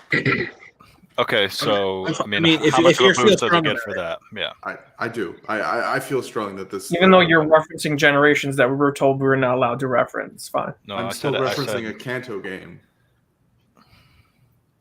Okay, fair. All right. I don't care enough, but I don't think higher than 30. It's fine. Okay, we're at There. here. Oops, Sure. Here. That's fine. Okay. Fine. Okay. Meow. Next Meow. we have This Meow. character is really iconic, whether it's the movies or the games. It's also part of Team Rocket. So I You would. can talk. You learn Okay, to talk. Just a Wait, are you talking question. about the talking one or We the? keep throwing out iconic, which has value, but Yeah. like just because it has a lot of like it's shown a lot in the shows, I think it's still a dumb Pokemon. I mean, Well, I'm not saying it should be Well, first high. of, I first just of all, are we think talking about the talking it- Meowth or the non-talking Meowth? all Well, of them. yes. We're talking about all of them. Like, if we reference the Pokemon website's top 30 Kanto Pokemon, Meowth's not even there. Okay, So, I'm not. yes, Let me he's- be clear. I'm not saying it should be hot, like absurdly high. I'm saying that gives it a little more legitimacy than a basic pre-evolution That's normal fair. type. That's all I'm saying. It's But he's part of using Team Rocket. so Like much else. it's like up there with Pikachu. I would. Mm-mm. But because Not- it's there, not that high. that doesn't mean you like it. Like just because it's shown there and you see it a lot, like like Venonat could have been that, and just because it's Team Rocket doesn't mean you like it. If we're I talking don't- about the talking Meowth, then it should be I- higher. But Well, if we're talking about like this Meowth on itself, Well, here's the thing. It's only associated with Team Rocket in the show, where I think the next Pokemon is useful in the games, Yes, more relevant, and is featured more as Team Rocket in the games and the show. Okay, Yeah. let me be clear. If it weren't for how iconic Meowth is as a character, I would be putting it 20s or 30s. Because it's iconic, I'm only putting it one above, but I'm not doing higher than that. So I think it should be 40s. That's fair. Yeah. I'm not saying it should be absurdly high. If it weren't for the show, it would be in the 30s easily. That's fair. It was 8 for me. Wow. Really? That's You didn't wow. like me out that much? No. Wow. I still like its design though a lot. I think it's a little more creative than a lot of these other ones, but I don't feel strongly. I've seen Cats in the movie. Cats look more creative, but that's just me. Ooh. Ooh, hot take. That's a hot take. That is very That's really- hot. Okay, Yeah. moving on. Persian. Definitely higher. Higher than Meowth. I think has more brand association with Team Rocket. Very relevant to both games and the show. And it was actually one of the 6 Pokemon in the original playthrough of Pokemon Red by the creators of the game. So I think that gives it an air of regality that Meowth doesn't have. I'll Okay. put it 1 tier above. I don't care where. Yeah. Yeah, I was gonna say. I mean, Yeah. it's a better design. It's obviously stronger, but I truly don't feel like I see it. I associate this more as Giovanni's lackey because I don't think I've never had one on my team. I don't know people who have particular fondness for it, but I think that's good fine placement because I don't think anyone cares about Vileplume as much either. Okay. Real quick, I'm going to run to the bathroom. You guys can talk about Psyduck, and hopefully when I get back, you can just tell me where to put it. All right. Yeah. Now Okay, here's an well- example of one. Here's an example of one that is iconic, associated with the show, but that I cannot stand because the running gag went on for way too long, and it made me feel Psyduck's just annoying sad in for me. general. What is it? Psyduck's is just annoying. Yeah, Psyduck is and 84 for me. I love me some Psyduck. I think Yeah. I think in this case I do agree with Psyduck being annoying. The running gag in the show got really old very quickly. I do say I do like the shiny design of Psyduck. I think the blue is very interesting. It's a different contrast against the yellow. I'm a little bit indifferent because I did rank Golduck higher, and we obviously have it in the 100 tier list. Yeah. But I'd say, what did I put it at? Like I put it in, I put it low, but I wouldn't be opposed to seeing it mid. I don't think it should be too low either because it is water type, and again, like even though I don't like it, I think the fact that it was probably one of the most significant Pokemon Misty had that gives it a little credence. And sometimes, and because it's also because of its psychic abilities, like it's a little bit more of a force to be reckoned with than a lot of hybrid types. Just this chunky duck that blasts you with psychic powers. Come on, what is not there to love? I had it mid-low 60s. I think we also have to take into account the Detective Pikachu movie, and it was the best Pokemon character in that movie. Yeah, by That's far. fair. It's too short. The Pikachu's vacation. Oh yeah, that too. I forgot about that. Yeah. I hated Psyduck and Detective Pikachu. I thought it was annoying. Hi, I liked it more in the movie than in the show, though. Greninja better. The Pokemon Short's a movie, right? Even though it's not actually a movie, it's like a movie short that's in front of Pokemon the first movie. I mean, yeah, Psyduck's depiction in any Pokemon's depiction in a short is totally fair game. So I would be fine bottom of 60, but no higher. Yeah. I'm fine behind Sandslash. I'm fine there. totally. Perfect. Outrageous. Okay. Now we get to maybe the second best Pokemon of all, Mankey. Well, it's gonna be awkward when we put him low. 23. I put a 5 on Mankey. Mankey is just no. Mankey. It's monkey, but with an A in it. It's I thought I was hilarious. harsh. This thing is hilarious. Mankey's Mankey. It has a hilarious name. It looks hilarious. Does it have a mouth? Good I question. mean, Possibly. it probably does when it needs to, or when the plot It demands. looks like a pig procreated with a chia pet. It's great. It's hilarious. It's Exactly. like- it's one of those designs that's so bad it's good. I think I had it low 60s for that reason alone, and I think the fighting types in general in Gen 1 are actually kind of decent.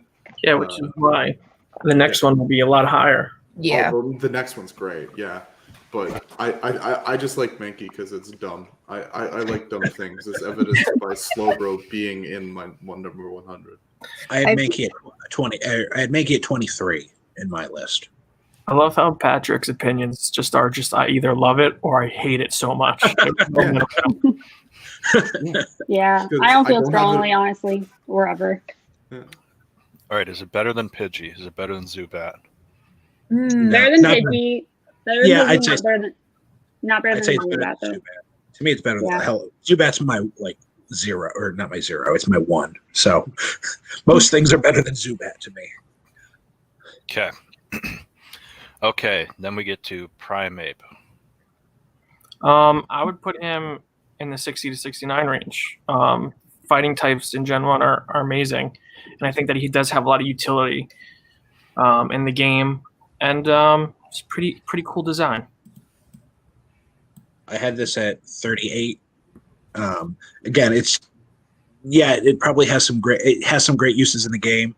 It's just not a Pokemon I'd want. It's just a Rage Monkey.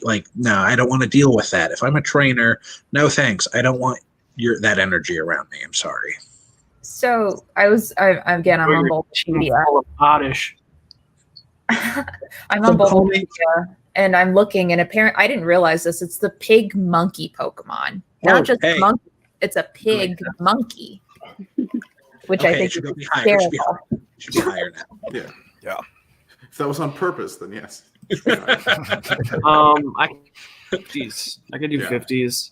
I probably would use Persian. Damn it. I had it mid to high 70s. I think this thing is fucking incredible. I put it higher. Yeah, I put it behind Psyduck. Yeah, I think that's fine, given where everyone is relatively. Okay. All right. I have to Growlithe. concede some. I hate conceding this, but I will give Pat some credit. I do think that the fire types on average have the most gorgeous designs in Kanto. Yeah. So for that, I would personally put Growlithe over Psyduck. Oh, I have it higher. I had Psyduck pretty high, but seeing where the conversation's going, I still had Growlithe at 75. So if I like Growlithe a lot. I had it at 79. I think Growlithe Arcanine is an incredible evolution line that they did, that is executed essentially perfectly. Yeah. I had it top of 70s. I think it's better than every single starter. I like Vulpix more. I like Vulpix more personally, but I'm not going to fight too much. I do like Growlithe. I like Growlithe in 85s. Arcanine, obviously, we picked that as 100. That was my choice. I think it's an excellent evolution line in the game, in the anime. It's supposed to be the police Pokemon. I think that's pretty cool. I would associated with. And that's a really good creative name that conveys what it is. So, Pat, any thoughts on this? I'll put it there as well. I like it. I like Growlithe as well with Vulpix. Okay. I like it. I'm also a fan of the next few coming up. Okay. All right. Let's see. What's this one called? This one is called Poliwag. That's Poliwag, yes. Yeah. This was 30 just because I think the other two the next coming are better. So I didn't want to overrank it. I like it, but I don't think it's outstanding. I think they get progressively better as the evolution line goes on. So I also had it around 30s to 40 range because I have the next two higher. See, I put them all high. Personally, I think Poliwag is design-wise better. That's my personal opinion. I love this thing has no hands, and I enjoy it. I don't know why. I don't know how it lives without hands or arm limbs. I love it. Yeah, I think it's adorable. I had it in mid 50s for essentially that reason alone. I don't think I've ever used a poly ever except Toad in competitive at one point when it was essentially mandatory. But the Gen 1 polys, I don't think I've ever actually used in game. Me neither. There are better water type. There are many better water types to me. But again, the fact that it has no arms is just hilarious to me, and so I had it mid to low 50s. Okay. So net then somewhere in the 40s Yeah. between everyone. Yeah. Where at? Mhm. Next to Gloom. Sure. Okay, then we have Poliwhirl. I mean, I love Poliwhirl. I had it at 70. I like the design. I think the design's very cool. I think it has a lot of use in game.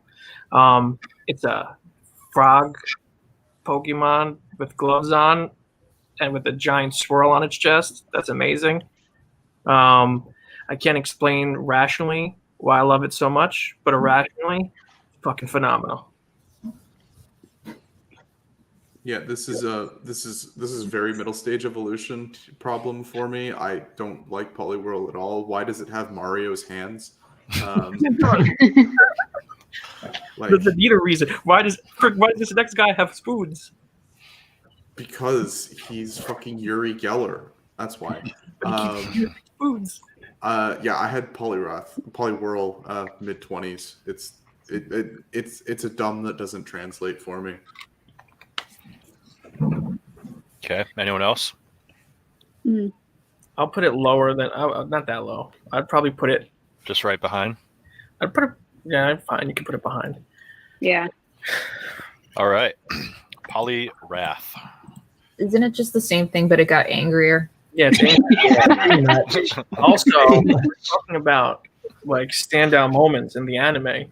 This is the Pokemon that defeated Charizard and made Charizard respect Ash, because Ash spent all night giving Charizard the old blanket rub until it unfroze itself, and Charizard respected it. So this was the first Pokemon that Ash and Charizard beat as a team and started the greatest partnership in the history of Pokemon. Okay. So what does that translate to score-wise for you? Translates to right there. I had this one at 63. I like the angrier design. I still like the swirl. I think that's an iconic look. I think it would fit up around that area. At least this one has arms. That's the thing with Poliwhirl. Poliwhirl just has hands. Like, what is that? At least this one has arms. I'm fine with it there. I had it high 50s anyway, so it's right about where I had it. Okay. All right. Let's see. Next we have Abra. You know what? I feel like it should be low because despite its strength, it's quite possibly the most annoying Pokemon to catch in any game. Yeah. Give it points for that. True that. I also put it give you high for points that for that. reason. Yeah, I had it mid-70s. I think it's incredible. I love Abra. I love the whole line. Abra is great. It doesn't do anything, but it's cool. And the fact that there is a reason why everyone knows what it is makes it better than 90% of Kanto's Pokemon. Because I wouldn't put it that high. That's all right. We're reaching there. I would put it lower. Yeah, I would go for at least. Well, we're very 40s heavy, but yeah, I can't justify it being 50s. Especially now with Kadabra and Alakazam coming up. Like Abra's not that high. Its use is very limited. It's annoying in the games.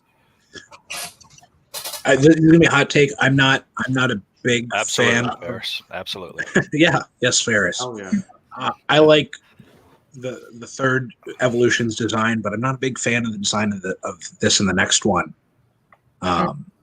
as a whole. So I'm with Monty here on it being a little lower. I had it in the 20s, but How's that look? Sure. I would go higher, but I'll settle. Okay. Next Yeah. we have Kadabra. This, I think, is actually my least favorite out of the three. Again, I put it high. I put all three of them pretty high, like in the 50s, 60s. Yeah. I really don't have Kadabra one tier higher. You think Abra's one tier higher than Kadabra? No, I put Kadabra one tier higher. Because I'm going to put Alakazam. I'm warning. I'm going to put Alakazam high. Yeah, Oh, me Alakazam too. should be Me too. high. Can I ask, because I can't really tell from these images, aside from the spoons, what's the major difference in their design? Tail. The mustache. The mustache and tail. Oh The boy, star. so basically puberty.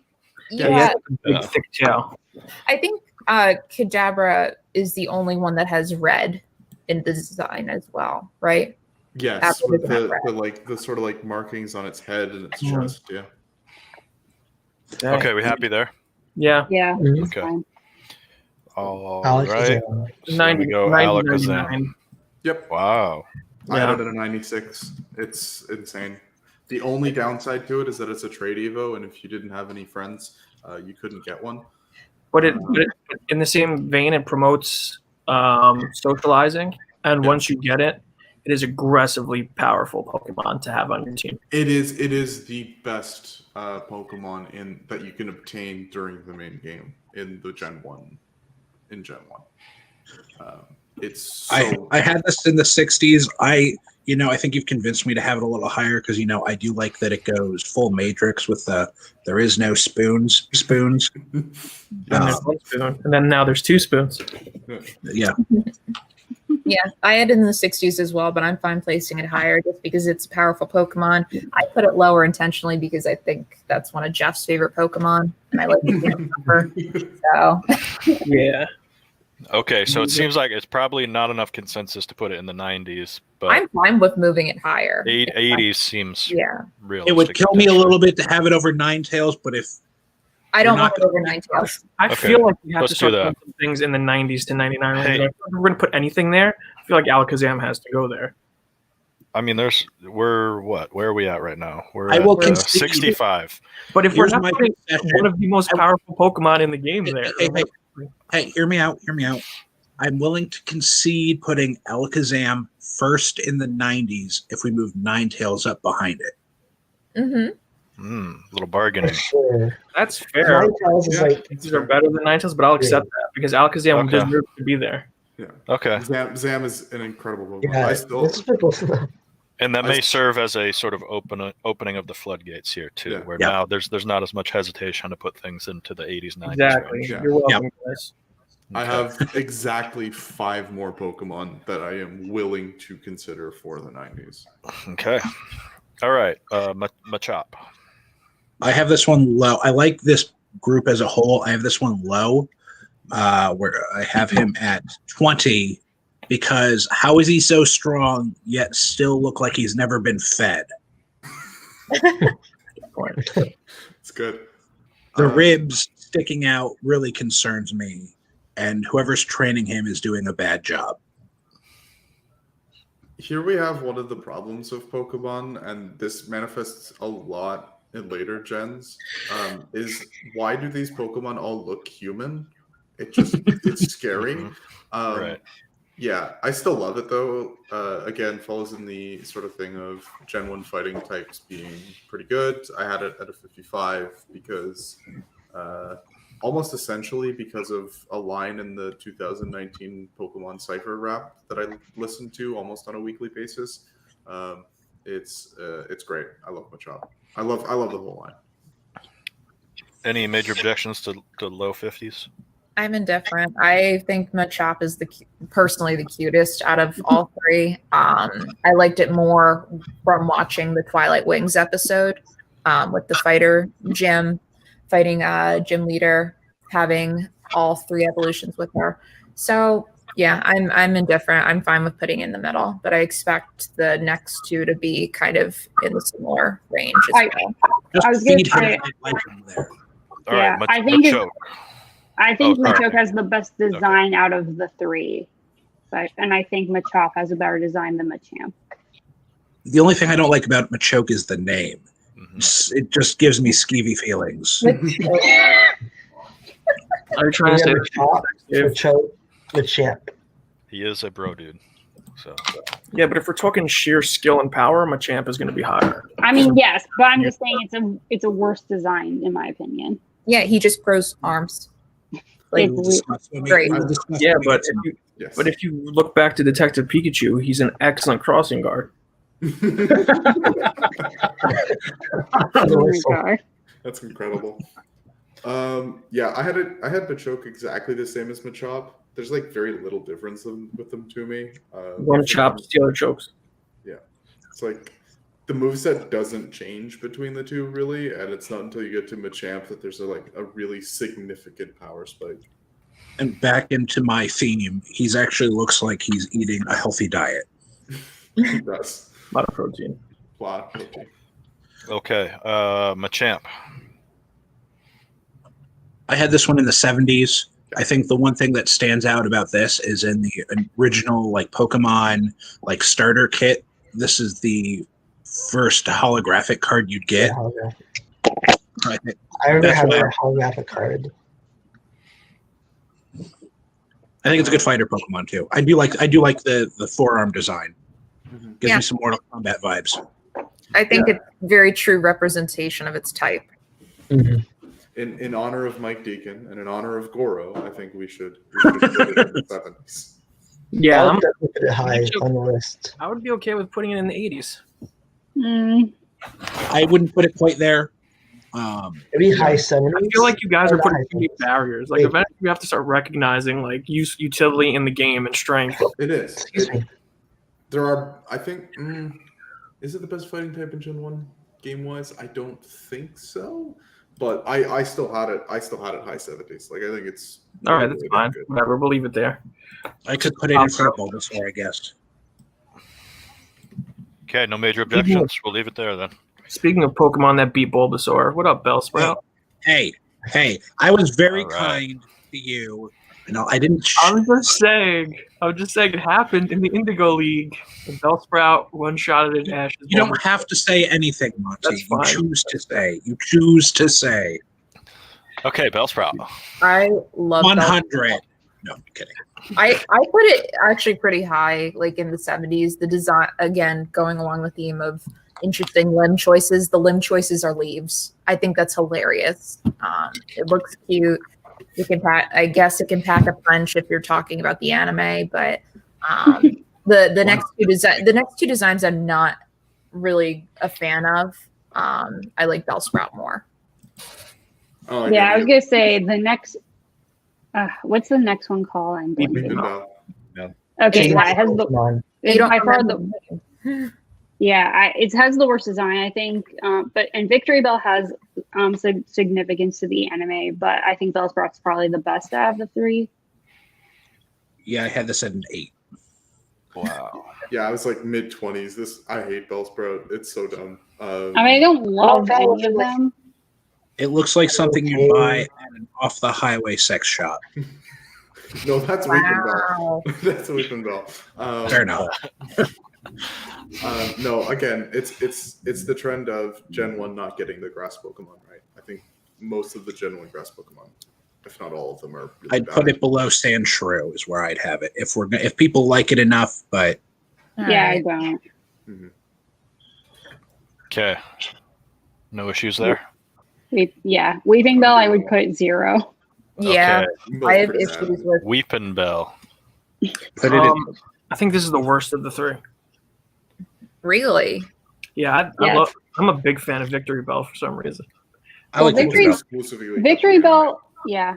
I Looks think terrifying. Weeping Bell, not to get ahead of ourselves, I think it's 0 or teens at the I have absolute no problem with it being in the low tier, in the bottom one. I have 0 issue with it. Yeah, Yeah, I I think don't top of it. Yeah, I think top of it, but yeah. I probably overrated it, but Bellsprout doesn't cross the line of so dumb it's funny. Weeping Bell does, and that's why I had it a little bit higher. All right, so I do want to before we. Oh, we're getting pretty bad echo from somewhere. Hello, let me mute. We're good now. Okay. All right. Here's the first thing I want to say about Victory Bell. That is a running gag in Pokemon that actually works for me better than most of them with James. Well, I thought the Oh, you other mean- one was James, the last born. What do you mean? Victory Bell is the last one. Wait, which one are we talking about? The Victory one- Bell. Oh, we're on to Bell. Victory Bell. We're on to Victory Bell, which that's yeah. a running gag that I actually think is pretty funny. Even it's a little old, but it's one that I actually like. I think its design is miles ahead of Weeping Bell. Yeah. Victory Bell, yeah. Aesthetic. I think it's a lot more useful in the games than people give it credit for. All grass Pokemon are pretty terrible, but just from a game standpoint, not to shit on anybody, but just they have very bad weaknesses, and defensively they're very bad Pokemon to have. I think Victory Bell deserves a little bit more credit than it gets. But yeah, I'm fine with putting it anywhere. At this point. Anywhere in that tier above Bellsprout is fine with me. Mm-hmm. I'll put it higher than Bellsprout. Yeah, that's what I'm saying. So either in front of Bellsprout, in front of Sandshrew, in front of Doug Trio, or in front of Nidorina. Oh, so in the same tier though. Yeah. I think the top of the 30s isn't bad for it. I wouldn't disagree. Yeah. I would. Okay. Okay, Tentacool. This is known as the Zubat of the sea. Yes. I think it's better than Zubat, though. Exactly. Yeah, I would argue for that. It's better than Zubat. I personally have an attachment because this was the first shiny Pokemon that I've ever caught. Yay. I think it's a cool design. I like the evolution line overall. I like that it's water poison. This Pokemon is a liar. Its name has the word cool in it, and it is anything but. I do not like liars. It should be low. I'm okay with it being top of 30. I can do that. Yeah, I was in like the mid 40s with it. I think it's a little more useful than people give it credit for. But again, it's the Zubat of the sea. And again, in Gen 1, there's so many better water Pokemon. Like, that's the problem. The thing that I'm going to rank this next one a good amount higher, so I think this one needs to be pretty darn low. Yeah. Yeah. Okay. Tentacruel. So there's one that's cool. There's one that's cruel. I think this should be near the bottom of 60s. I think it's a much.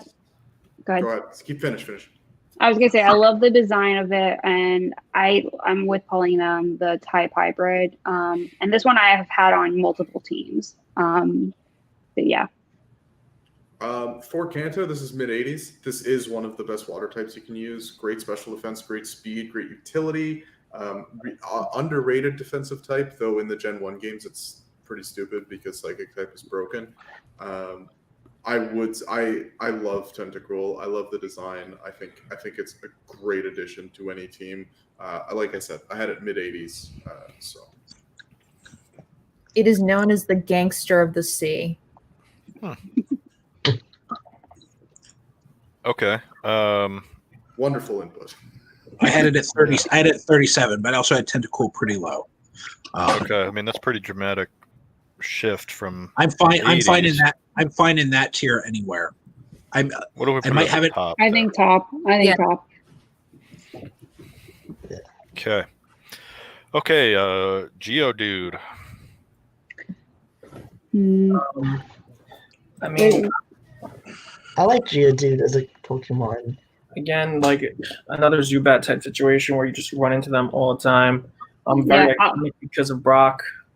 Yeah, I was gonna say I will put it above Grappler though. Yeah, Grappler's ugly and I hate it. Yeah, I always find it interesting that Geodude floats too. That to me always I thought that was interesting. It's a rock with arms, 24.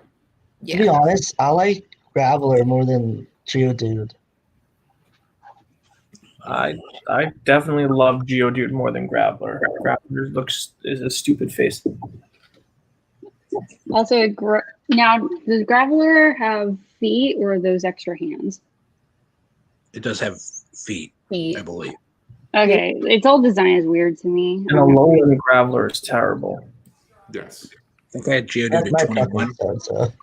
Yeah, Geodude in the 20s sounds right. Yeah, that's fine. The better or worse than Mankey? I put him between. I put him between. Yeah, it's kind of similar to Mankey, right? Yeah. Mankey at least has a funnier aesthetic. I mean, he's basically just a Mankey without legs. Yeah. Made of rock. Well, yeah, but I mean, if you just look at the shape of him, right? Right. Okay, let's move to Graveler. Lower for me. Wow, I'm with Pardis here. I like it more than Geodude. I'm not emotional about Graveler, so I think I had him at 42. So it's not like I loved him by any means, but I just liked it a little more than Geodude. I can put it top of 20s or near the bottom of 30s. I also choose the 40s. I had him at 40. 13. Hmm. It's terrible. The typing, we have to talk about the fact that its typing is awful. Like Rock Ground is an awful typing. I'm fine. I'm fine right there. Okay. I think it's just a little better than Geodude, but not by much. All right. Yeah. All It's right. like the design of it and like Yeah. All right. Yeah, Golem. I think low 50s. For Rock Ground, I think it has the best design of the three. And it's named after a Middle Earth character, kind of. But yeah, overall, I don't feel strongly. But what? No, go ahead. Go ahead. I was gonna say I don't feel strongly, but I think it's considerably better than its previous versions. Okay. How does it compare to a Machop and a Machoke? I think it's better than Machop and Machoke. Okay. So after thought, I had this at 78. I've actually probably put it up in the 80s after more thought and seeing how this list is playing out. I like the look of Golem a lot. Yeah, I was gonna say I'd put it in the 60, 69 range at least. Okay. I don't know if I'd go that high personally. I can put it over Psyduck. I have no problem over Psyduck. I personally like it a little more than Sandslash if we're doing that. But at least aesthetically. I personally prefer Sandslash, but I also don't feel strongly enough. Now, I like Sandslash more than Pidgeotto, but if you want to put it over Pidgeotto, that'd be fine with me. You mean Pidgeot? Yeah. I mean Pidgeot, damn it. Here. Yeah, that's fine with me. Fine. All right. Any objection? I mean, No, there are two coming up that I'm gonna fight for. So Yeah, I think a bunch of us are gonna fight for these. Yeah, Ponyta needs to be really high. well, not these two. I have one I'm going to fight for very hard that I know I'm going to lose. All right. Yeah. Ponyta. I think Ponyta. high. I think it should be in the low 60s at least. I know that you guys are gonna put Rapidash very high, so let's keep Ponyta in the 60s maybe. Yeah, I can agree. Yeah. Yeah. Actually, I can put Ponyta over Psyduck. That's go with me. I can even go a little higher if people want to push for it. Yeah, I would personally love to see Ponyta above Golem. I like the design choice more, but I don't. It could just be as recognizable as Venusaur and Tentacruel. So, but I don't want to push it. Okay. All right. Next we have Rapidash. At least 80s, I would say. Yeah. I'll put this behind Nidoking. All the way up in the 80s. Yes. Yeah. I'm fine with Yeah, that. it's fine. All right. No. Not a whole lot of discussion on that one. Yeah, it's a majestic Pokemon, so It's cool. It's a pretty Okay. Pokemon. Yeah, I will fight. All right. Slowpoke. Hell yeah. Hell yeah. I want to hear Patrick's thoughts first. Yeah, Pat, why don't you go ahead? I had this mid to low 70s only because I think Slowbro is so much better in every way, shape, or form. But the sort of place it has in pop culture, particularly early internet pop culture with the Slowpoke memes, it's incredible. I think it deserves to be in the 70s because again, it's not terribly useful. It becomes useful once it evolves, but I had it, like I said, mid to low 70s. I had it in the 70s as well for the exact same reasons. I do enjoy it. It is what it is. It is the dopey Pokemon, and it is truly dopey and lazy and cute. Not to get too into it, I love its Galarian form, but I think it should be at least in the 70s or 60s, at least. If we're gonna put him there, I'd put him at the end. I'd be okay. Raichu. Pardis, Nikki, any thoughts? I'm good with that. Same with me with that area. Okay, Magnemite. Which I have a question. Is this a biological creature? To me, this is number 9. This is a 9 level Pokemon. It'd be super low. It's like, let's take some batteries and some scrap and throw it in the fighting ring. Forget Magnemite and or Magnetron. Magneton. Yeah, but I think for its type, it's an interesting design. It's electric steel, and I feel like it's hard to represent a steel type. But this absolutely conveys it. I think it's fine. I put it in the 30s, but I wouldn't mind putting it lower. Just to put together. I actually put it in the 20s, in my opinion. I was gonna say I mean it's a bizarre design, but it's one of those so bad it's kind of good to me. I think it's a really good name. I would put it above the birds for sure. It would destroy all of the birds in the 20s. So that's where I would personally, but I Well, really yeah, don't feel because it's strongly. electric. And Yeah, if it's no, not- Woogie. Yeah, No one? I don't feel strongly, and I also think it's just more imaginative, even though it's kind of stupid. But I also don't feel strongly. Pat? Yeah, I like it right there because the next one's gonna go higher. Mhm. Higher, but not Alright. a lot higher. Not a lot higher.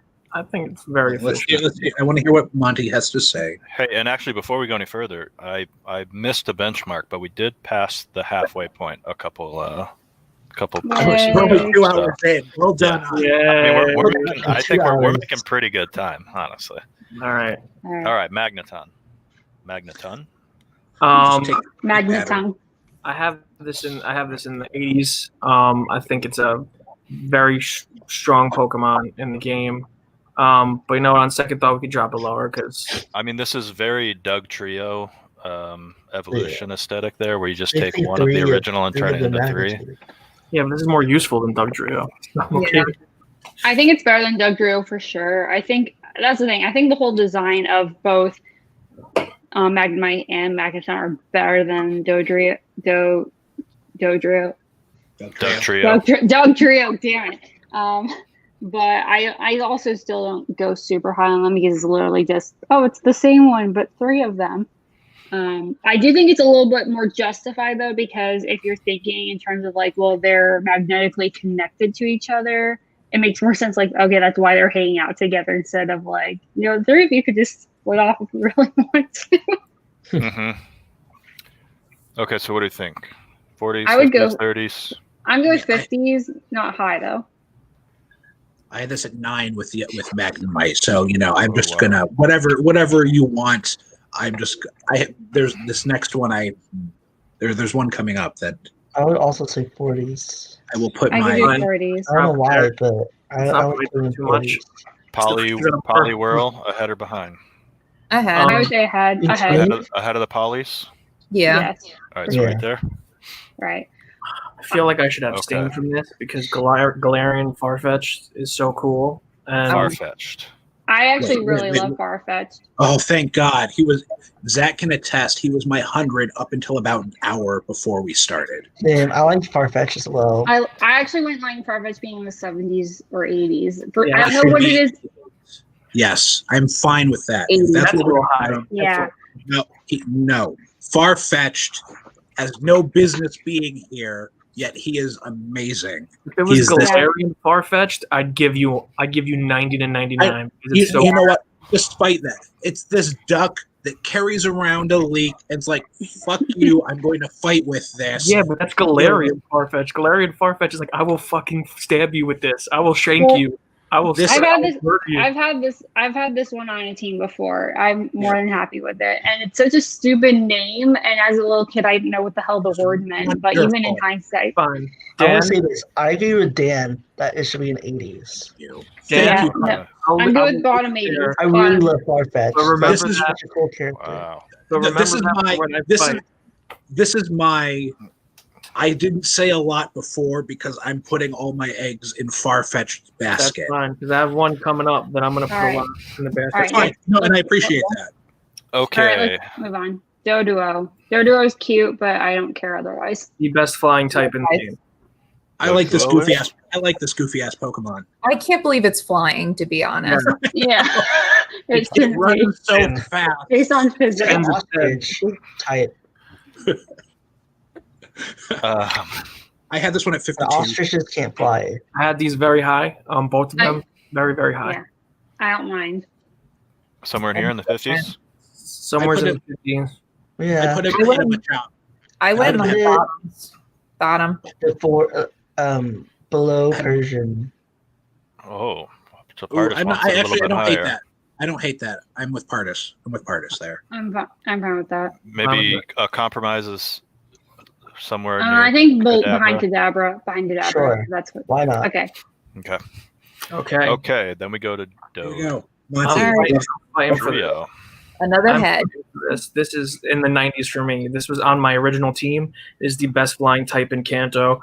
It has some of the strongest attacks in Kanto. It's extremely fast, super useful against the Elite Four. Just a powerhouse Pokemon. Yeah, and it has a better design compared to some of the trio ones. Dodrio. I said it correctly this time. Yes. Yeah. I'm fine with putting it high. I love the expression on this thing and the fact that it has 3 heads. It's hysterical in the anime. So I wouldn't Yeah. put it behind Farfetch'd. I'd put it right behind. Just again, my love of Farfetch'd knows no bounds. But But you didn't put it as your 100. Behind Farfetch. You know. Farfetch was This actually has utility and usefulness in the game.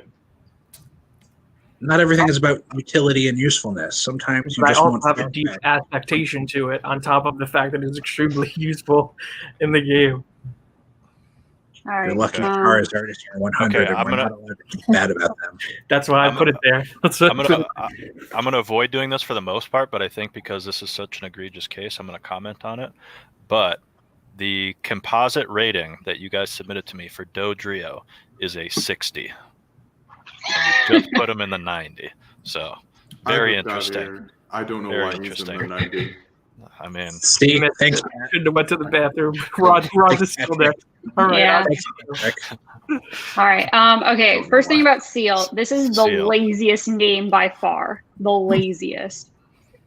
It's literally the name of the animal it's based off of, but 1 letter difference. That's all it is. I had Yeah, this one in the 20s. yeah, I put it in the 20s. It's not really. I don't see any really creative spin compared to the real life. Yeah. It's like place lots. I think it's a little cute, but I don't care, honestly. super It is basic. arguably the worst water Pokemon in Kanto. It's a 12 for me. Just Yeah. I'd put it. terrible. I'd put it ahead of Venomoth. down in the teens. Yeah, I think It's an uninspired Pokemon. yes, Yes. fundamentally. Yeah, that's good. Dugong, I will go high. I would put Dugong in the low 50s though, Okay. because I think To- it's like to it's an improved version of Seal for me. And it is a dual type. Like it did, I guess, improve. It still looks semi-realistic, but it looks better Mhm. in its design. Yeah. I don't know if I'd put it ahead of a lot of those. Yeah. I might put it behind Machop. Yeah, that's fine with me. I would not put it higher than that. Mhm. All right. Any objections to that? Low 50s. No. Have No. it lower, but I don't care. All right. All right. Grimer Grimer. is super low. This It's is literal garbage. Yeah. well, no. If we're going to talk about literal garbage, then we need to talk about Gen 5. Yeah. Yeah, Yeah. I certainly don't think it's the worst poison, but it's very uninspired. I would put it maybe just above Metapod personally. It's also just hideous. This was 2. These next 2 were both 2s to me. Oh man, Oh. I'm gonna hate on Muck. Ugh. I can't put Muck that low, but I hate Nothing's Grimer. I don't like Grimer. Yeah. Grimer behind the bugs. You're just walking around some factory. Oh, there's slime. Oh, crap, that slime has eyes. Must be a Pokemon and not some freak of nature science experiment where scientists are all about could've and not should've. All And right. that's what Yeah. Grimer and Muck So- are. Yeah, Okay. I always find it interesting that they place Grimer and Muck in like cities and factories. Like they're just lingering Yeah. around over there. So Muck, I think, is another running gag in the anime that's a little bit funny. It overstays looking, but it's one of the better ones. What are you saying? love Muck. I had Muck in the 80s. I love Muck. It helped Ash win multiple playoff matches in the Pokemon leagues. He's a utility Pokemon for him. Love seeing him, but I really don't care that much because we're just gonna start burning through some of these. Yeah. Muck is a 25. It's come backwards. I think it should. I think it should be. If we're playing the 20s, top of 20s, I like it more than Graveler. I don't want it in the 20s. I mean, come on, it's got to be like in the 30s, 40s. I could put it over. Added it too. I can. I'll put it with Eradicate. Yeah, I can. I was gonna say I could go as low as over. Doug. Okay, that's good. Guys are insane. Let's go to this. Okay. All right. Shelder. I love Shelder. Shelder's pretty cool. Not gonna lie. Like I think the design of Shelder's. I don't know why I'm gravitating towards it. It's just like a little blob with a tongue. I mean, Why does it have a tongue? Yeah, you could say the same thing about Lickitung, but like I don't We're know. not there yet. I have lots of thoughts about that too. I put Shelder in the 80s, but I'm fine with it coming down. I just think it's a great design. Again, I think it's very unique in the sense that it evolves into Cloyster or it bites Slowpoke. Is that correct? Yeah, it bites Slowpoke. It evolves. It's a manipulative Pokemon. It bites and slowly poisons Slowpoke to control it as Slowbro. Like it is like not a nice Pokemon. It looks all cute, but it bites a Slowpoke and it's mean. It's truly a parasite, but like it's adorable. It's an adorable parasite. This Pokemon gets bonus points for me because it creates my favorite Pokemon in Kanto. That's the only reason I have it in the 40s. Who had it? I'd put it if people like had it in the. Did someone say they had it in the 80s? Yeah, I had it in the 80s just because I love the design, but I'm fine with it bringing it down. Yeah, I love it. Behind Seal, maybe. I would put behind Seal. Seal's all the way in the 10. Sorry, Dugong. Sorry. Okay. Oh, I was gonna say that's not that. I would put it in front of Vileplume and Gloom. In front of Gloom. Yeah. I agree. Disrespect. My Yeah. So much disrespect for Gloom. Yeah. Okay, Cloyster I like considerably more in every way. Why is it shaped like a vagina? Yeah. I mean, I'm not going to get into double entendres here, but let's hurry up and burn through these so we can get to a good Pokemon. Okay. All right. I would put it. I would maybe not that high. I would put it over Vileplume. Yeah. Over Vileplume. Where's Right Vileplume? there. Right there. Oh, You just yeah. missed it right there. Yeah. All right. I'd have it above Persian, but that's the only other. I mean, just personal preference. Okay. I put it above. I'm fine with that.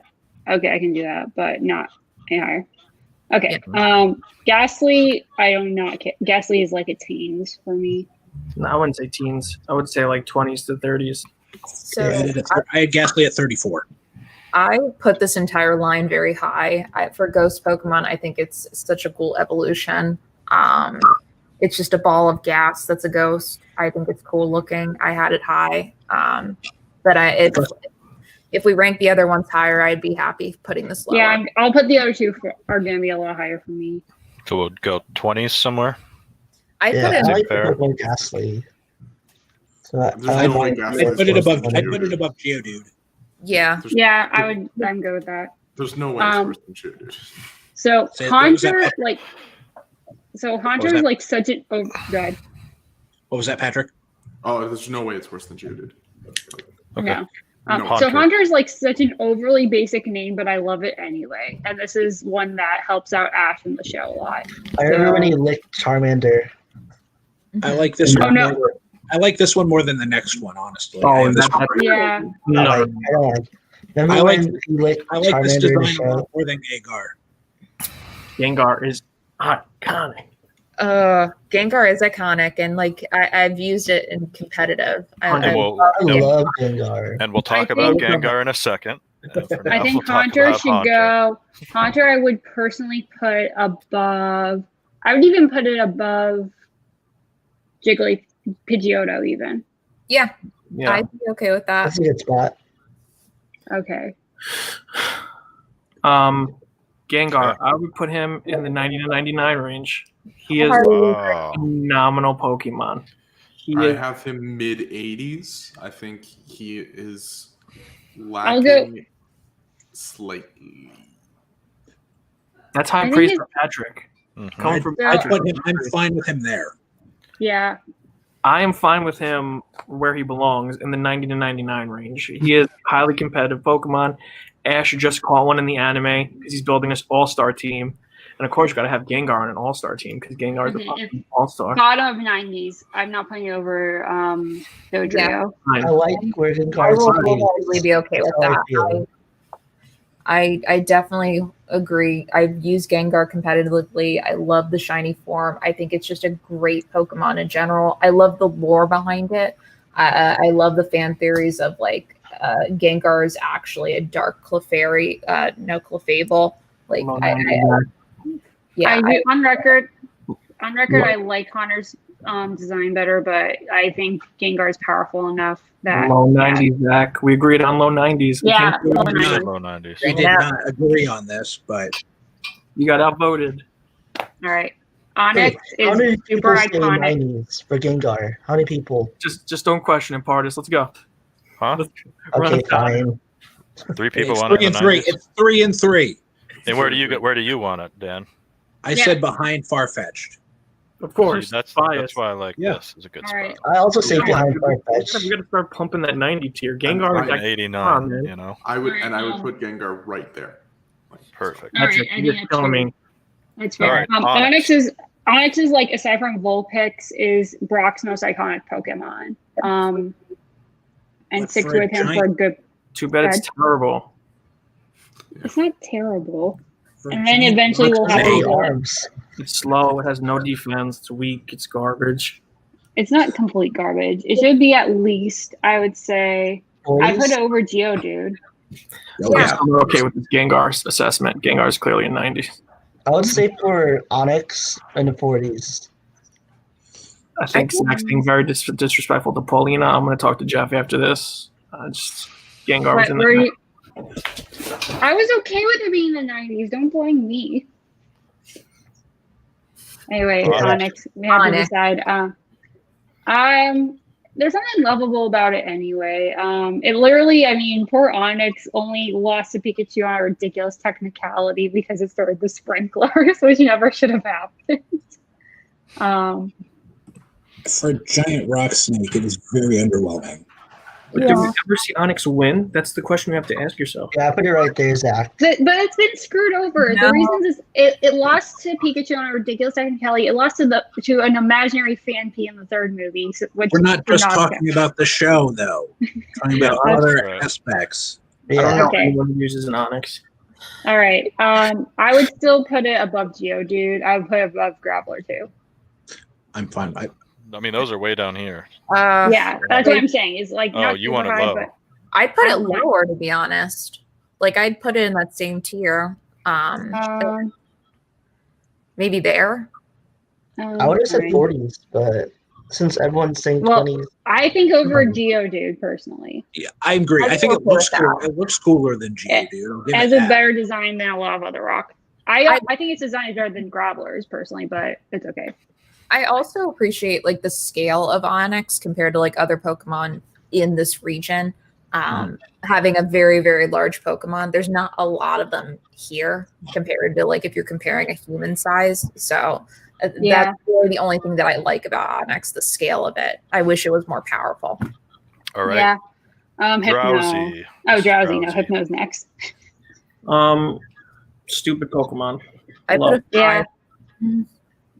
I'd have it low. Yeah. Drowsy's have it- just- I had it at Oh, 18. I have no words for Drowsy. I can have it over.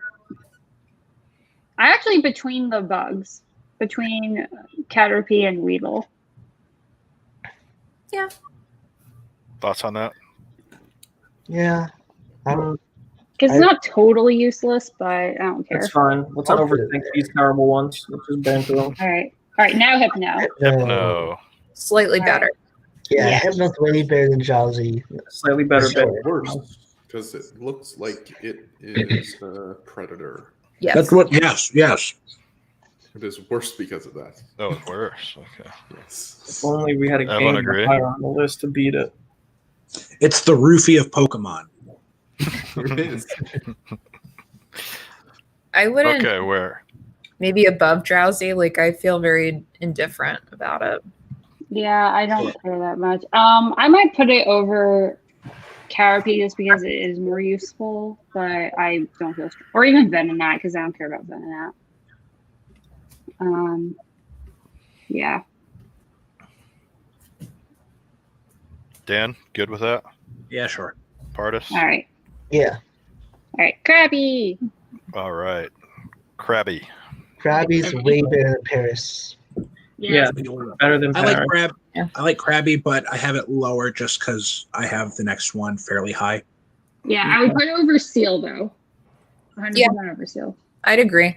Yeah. Yeah, Same. that's good. And then that's the one that Ash caught.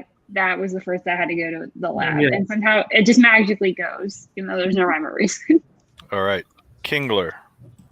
I have this one Yeah, fairly high. I have it at 65. I was gonna say low 60s or even above Primeape would, or actually above Psyduck even. Yeah, that's actually exactly what I was going to say. I'm very cool with it right there. That's fine. Paulina, any thoughts on Kingler? I'm indifferent. It's the giant claw. It looks cool. I liked him in the All show. right. All right, so Vol- what I'll say. Voltorb. Oh, go ahead, Nikki. Sorry. I was gonna say about Voltorb and Electrode. Those are, I think, really good creative names given to two of the least original designs because they're basically Pokeballs with giant eyes. Yeah, they're dumb, and I hate that. Yeah, The Voltorb. Exactly. exactly. And that's like, and that's something that happens in the game where it's like you have to like sometimes find Pokeballs, but they could be Voltorbs. So I don't think they're the worst for that reason because that's at least kind of creative. But yeah, that's good with me. I And do, Electrode. yeah, I do like Voltorb more than Electrode, though. I don't know why. He looks angrier. Electrone's just an upside down Voltorb. This is what I was saying when I was saying the least, like, Gen 1 nailed the electric type Pokemon except for these two. Because these are atrocious. They are abominations and should never have been created. Yeah. All right. You good with that? Yeah, no reason to. Okay, let's see. Execute. Basket of eggs. Nikki's favorite Pokemon. No, we haven't gotten to that one yet, but No, because you love eggs. Yeah. I mean, I like it, but there's one that's coming up that I like more. Yeah. That's Egg related. It's kind of funny to me, but it's ridiculous. I actually had this one higher than the next one because this one I like the ridiculousness. The next one I think I do not. I think I like the idea of just a group. I had Execute at 30 is where I had it ranked. That's fine. I had it lower, but I'm okay with bringing it up. I'll put it over the Maybe at the bird. bottom. Oh wait, no, the 30s. Yeah, that's that fine. worked for me. That's fine Actually, with me. 34. I put it over Diglett. That's fine with me too. I'm not going to argue too much. Yeah, because it's eggs. But yeah, Executor Okay. I think is hideous, and Executor. the coconut faces are creepy as hell. It's find it terrifying. And this looks like a pineapple, like with a Forget face. that.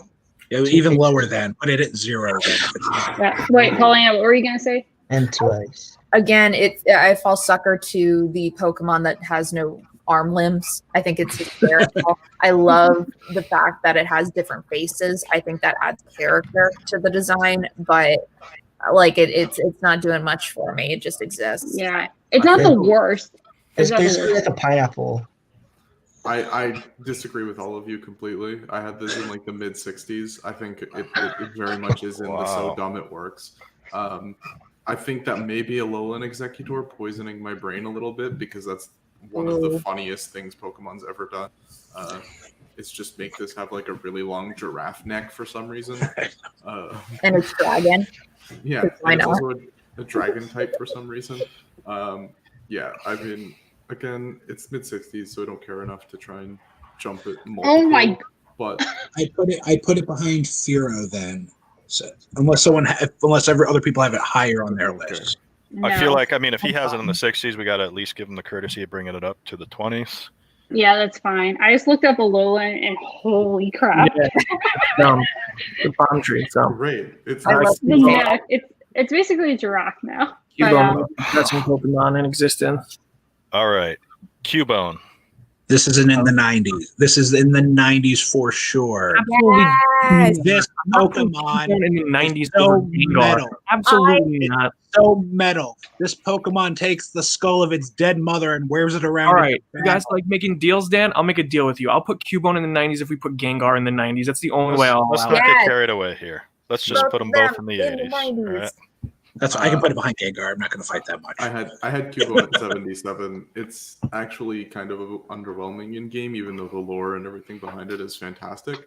It's still pretty great, but it's not the top of the top tier. It is the most metal Pokemon. Not Gengar type. is the number 2 most popular Pokemon in all of Kanto. Wait, where do y'all put Gengar. Cubone? High High 80s. 80s. It's perfect. I love Yeah, it. I agree. Yeah. I do enjoy the Pokemon Cubone a lot. I Yeah. want a Cubone in real life. Like if Pokemon was real, I'd want a Cubone. He was in the beginning of the Detective Pikachu. Mhm. Yeah. That was a fun scene. Okay. Marowak. This one's underwhelming. Yeah. Ironically, like this is one of the few where I think the first evolution supersedes the second one significantly.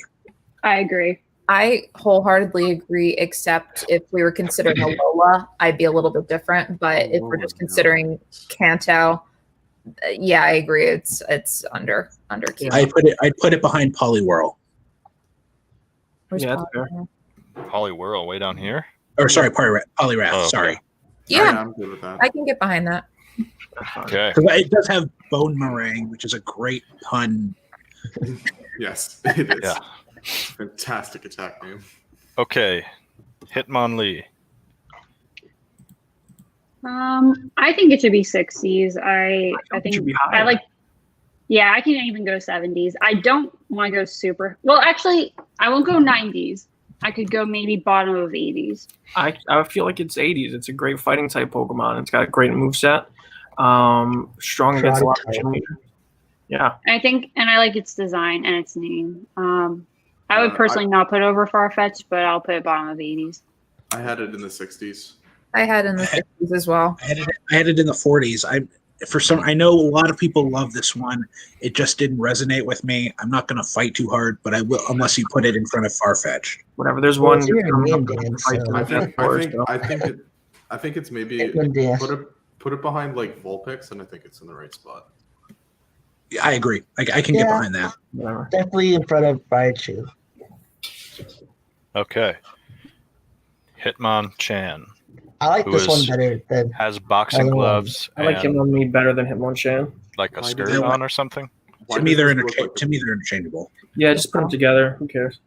This has the better moveset, but to me it's worse, and like in a significant manner, because it like again, these two things suffer from the why do these Pokemon look exactly like humans type Right. thing. It to me it's worse, and I had it in the 50s, but I'm indifferent otherwise. So. I also just love that they look like they're fighting each other on the rank cliff. it's true. Excellent. Okay. Let's see. Licky Tongue. Low. Lickitung is pain. Yeah, it's stupid. Oh my god. Wait, what did I put for this? I think I it's haven't- funny enough that it shouldn't be bottom, but I don't care otherwise. Its I- existence is marred by suffering. It cannot put its tongue back in its face. Aw. I did another instance where I ranked it 69 because I think it's hilarious. I mean, it obviously is comfortable enough. Otherwise, they would have died out already. I gotta say, Lickitung and Detective Pikachu was disturbing. Mm. Yeah. Yeah. I can do the 10s. I can do the teens. I That's had fine. it at a 27 because I used it in Firebird and Leaf Green because it was an in-game trade with Golduck. And when I was Got 8, rid of Golduck. Well, I was 8, and they boosted experience faster when you traded the Pokemon, so it was like easy. Yeah, but it's not very good. I'd put it ahead of Krabby, even Executor, but that's about it. Yeah, I'd be on board with that. All right. Let's see here. Coughing. And Coughing. Popping. The only thing I can say is that's James's Pokemon. That's all I can say. Literally contributing to global warming. Yeah, Do- but then do in the that little- case, Do the little Yeah. crosses on them, is that genetic? I Those, guess. grow, those grow right on them? Yep. Yeah. All right. They're 3. They're a 3 for me, both of them. coughing, I do not give a shit about, but wheezing, I will definitely give a little bit higher because it was a very loyal Pokemon to James. Okay, so down with the Electrode and Voltorb. Yeah, Probably. I put it over them personally, but yeah. I would too. I severely overrated coughing, and yeah. Mine Wheezing is are terrible. mine are probably not accurate to this at all. Wheezing, I definitely needs to be a little bit higher because of its loyalty to James. I also think it's a marginally more creative design. I would personally put it just behind Geodude. Actually, behind Geodude. Yeah, I'd agree. It grew a little tumor. It's still leaking gas. It's bad for the environment. Again, its existence is suffering like Lickitung, and it's also contributing to global warming, like its predecessor. Now, if we're talking about Galarian wheezing, that's a whole other. Oh dear God, that is a. It's a monstrosity. It grew a top hat and a mustache. What? Yeah, it's a literal smokestack. It's Yeah. a literal smokestack. It is the representation of Doug Dimmadome. I love it. All right, so Rhyhorn No, that's and right. Rhydon I actually really like. I like Rhyhorn a lot more than Rhydon. I love the look of Yeah. Rhyhorn. Both of them look fun. I like both of them, but Rhydon especially, I would definitely put in the 60s. I had Rhyhorn in 85. I just love that look so Ooh. much. Actually, okay, I will put it over the Hitmons, but that's the highest I would personally go. I can't put it that high. I had it at a. That's fine, yeah. And I get it. Mine is Yeah. straight aesthetic, not actual power.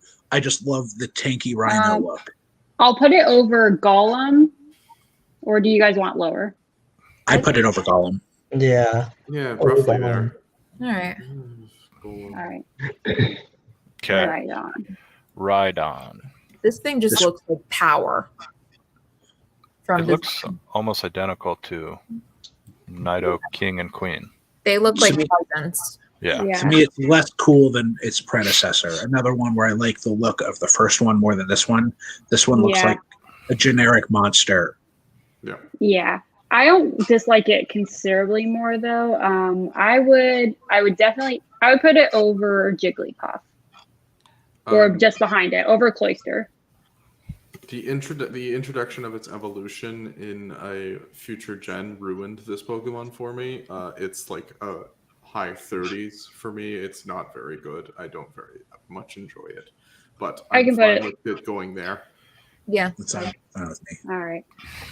All right. Here's my defense of Chansey being Chansey. super Here's high. Joy's So helper.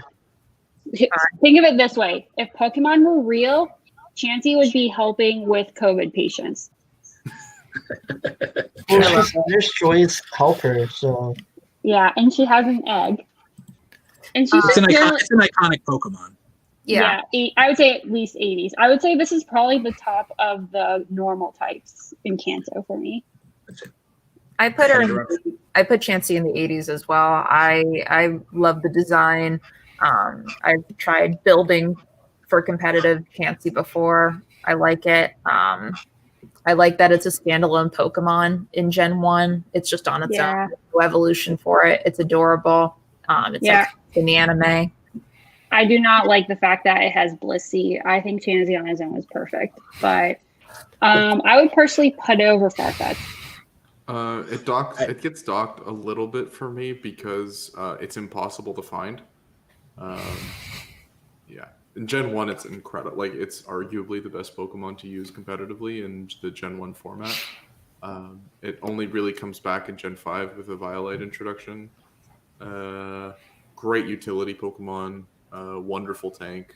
Blissey in-game is insane, but Chansey is as well. And yeah, I'm fine with it there, but I personally would have it a little bit lower. I have it at 47, but I had it at 47 just because, again, I appreciate your answers, and I have no problem with it being higher. I wouldn't put it over Farfetch'd if we're going to put it in that tier. Right. Pardis, how much do you like it? I would actually put it behind Farfetch. Okay, well. I was gonna say I think me and Paulina can cancel out Dan and Patrick, and then that you want it behind Farfetch. I think that's perfect. Yeah, because Farfetch, I feel like it's a way better than Chansey. Even though Chansey is also pretty cool. Like you guys said, as a standalone character, it's really, really awesome. That's totally fair. Cool. Tangela. It's low, but I like this goofy ass Pokemon. I put it actually kind of high because it is goofy. I love that it has very cartoonish shoes. I don't know why the feet look like it's wearing shoes to me, but I enjoy it. I did at 32 on my list. Somewhere in here. Area. I had it 28, so I'm roughly in that same area. So a low 30 somewhere? Yeah. I'd be okay. Better or worse than Muck? Better. I'd say it's better than. I put it above Bellsprout is where I'd have it. Yeah. Sure. I'd like that. That also works. Okay. All right. Now we have Kangaskhan. Not Genghis-Khan. Kangaskhan. This is a mother. It should be pretty high. Though it is kind of irresponsible to be fighting in a Pokemon battle with your child in tow. Yes. Agreed. For sure. I put it in the 40s. I did it at 57, but I'm not emotional.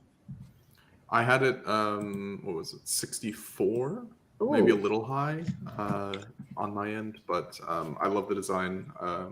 It's another one of those things where it's impossible to find. If it was a little more accessible, it would mostly in the Safari Zone, right? Yeah, and it's a rare encounter. It's a fairly rare encounter as well. It's one of those like 1 to 5% encounter rates, and only in specific zones. I can't remember which ones. You had it in the 60s, Paulina. Yeah, I had it in the 40s, but 40s. Oh yeah, Patrick had it in the 40s. I had it in the 50s. You had it in the 40s. I had it in the 60s. 60s. 50s, yeah, inverse everything I said. Yes, I think somewhere in the mid 50s is fine. Like, I put it above Rhydon. Yeah. Again, another very similar sort of stylistically. Right. I think it looks better than Rhydon, but for the issues we've discussed. Yes. Yeah. Okay. Let's see here. Horsey.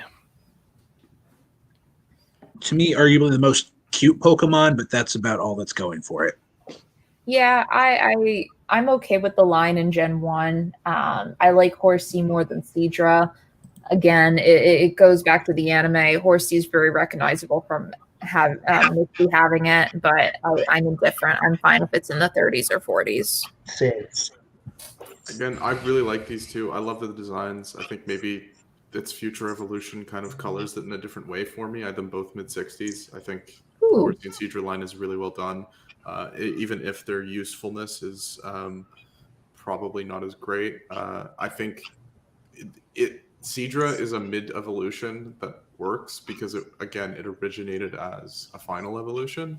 And so I think both of them are pretty good. But again, I'm not too enthralled with either of them to argue more. Mid-40s? I'd want to see it above because for a water Pokemon, I do like this a lot more than Dugong. I wouldn't want it ranked lower than Dugong. Yeah, I'm fine there. Yep. Okay. That works. Seadra. I'm with Patrick. I love the design of Seadra. So I had it at 66. It's exactly the same score I gave it. Yeah. It's pretty wicked. I don't But disagree really like with that spot. I think that's I'd probably have it below Pidgeot, but that's nitpicking. yeah, somewhere in the mid 60s to me is perfect. I think it is an incredibly well designed Pokemon, even if the like utility in game isn't quite there. I really love the look of it. Same. Cool. We lost Partis. Yeah, I know. He stepped away. I mean, so did Nikki and Monty, but they turned off their cameras, so I figured it's okay to leave them on. Okay. There we go. He's back.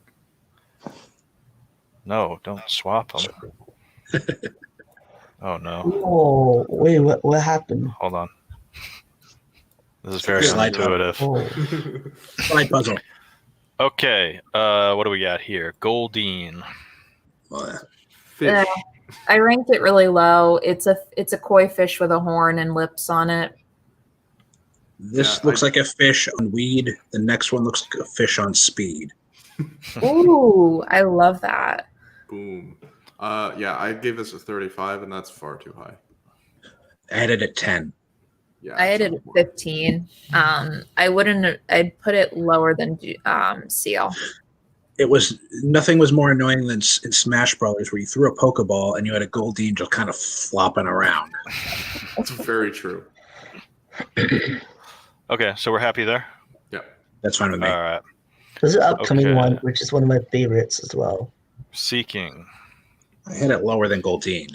That fish has seen some shit. Lower than. I had it above Goldeen. Again, I ranked this about 20 points too high, but it's not great at all. Yeah, I put it like a couple points higher just because it's an evolution, but like I'm indifferent. I want it. I like the looks of it. Okay. It's like you took a goldfish, put a horn on it, and said, "Go fight." And then it has its mouth open. Like what? And the colors changed with it as well. All right, Staryu. Yes. I Both these are prefer pretty darn Starmie high. over Staryu. I had Staryu at 69. Well, Oh, I underranked these. Where you were talking about I underranked these. yeah. Because I did a little different where I tried to do about 2 per number in my ranking. Yeah. So I didn't necessarily give a lot of the same numbers or ranges to them as I was going through. These should have been higher on my list. I second that. I had this in the 20s, but looking at it, I kind of like that it's not necessarily alive looking. It's a starfish, but it doesn't have like a mouth, a face, like an eye, face. There's a gem.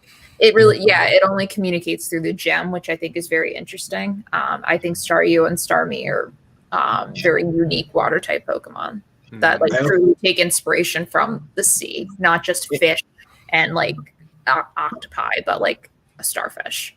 Yeah. Yeah, the crustacean kind of feel. Mm-hmm. I also appreciate in the anime when it does the haya sound when it speaks. Yeah.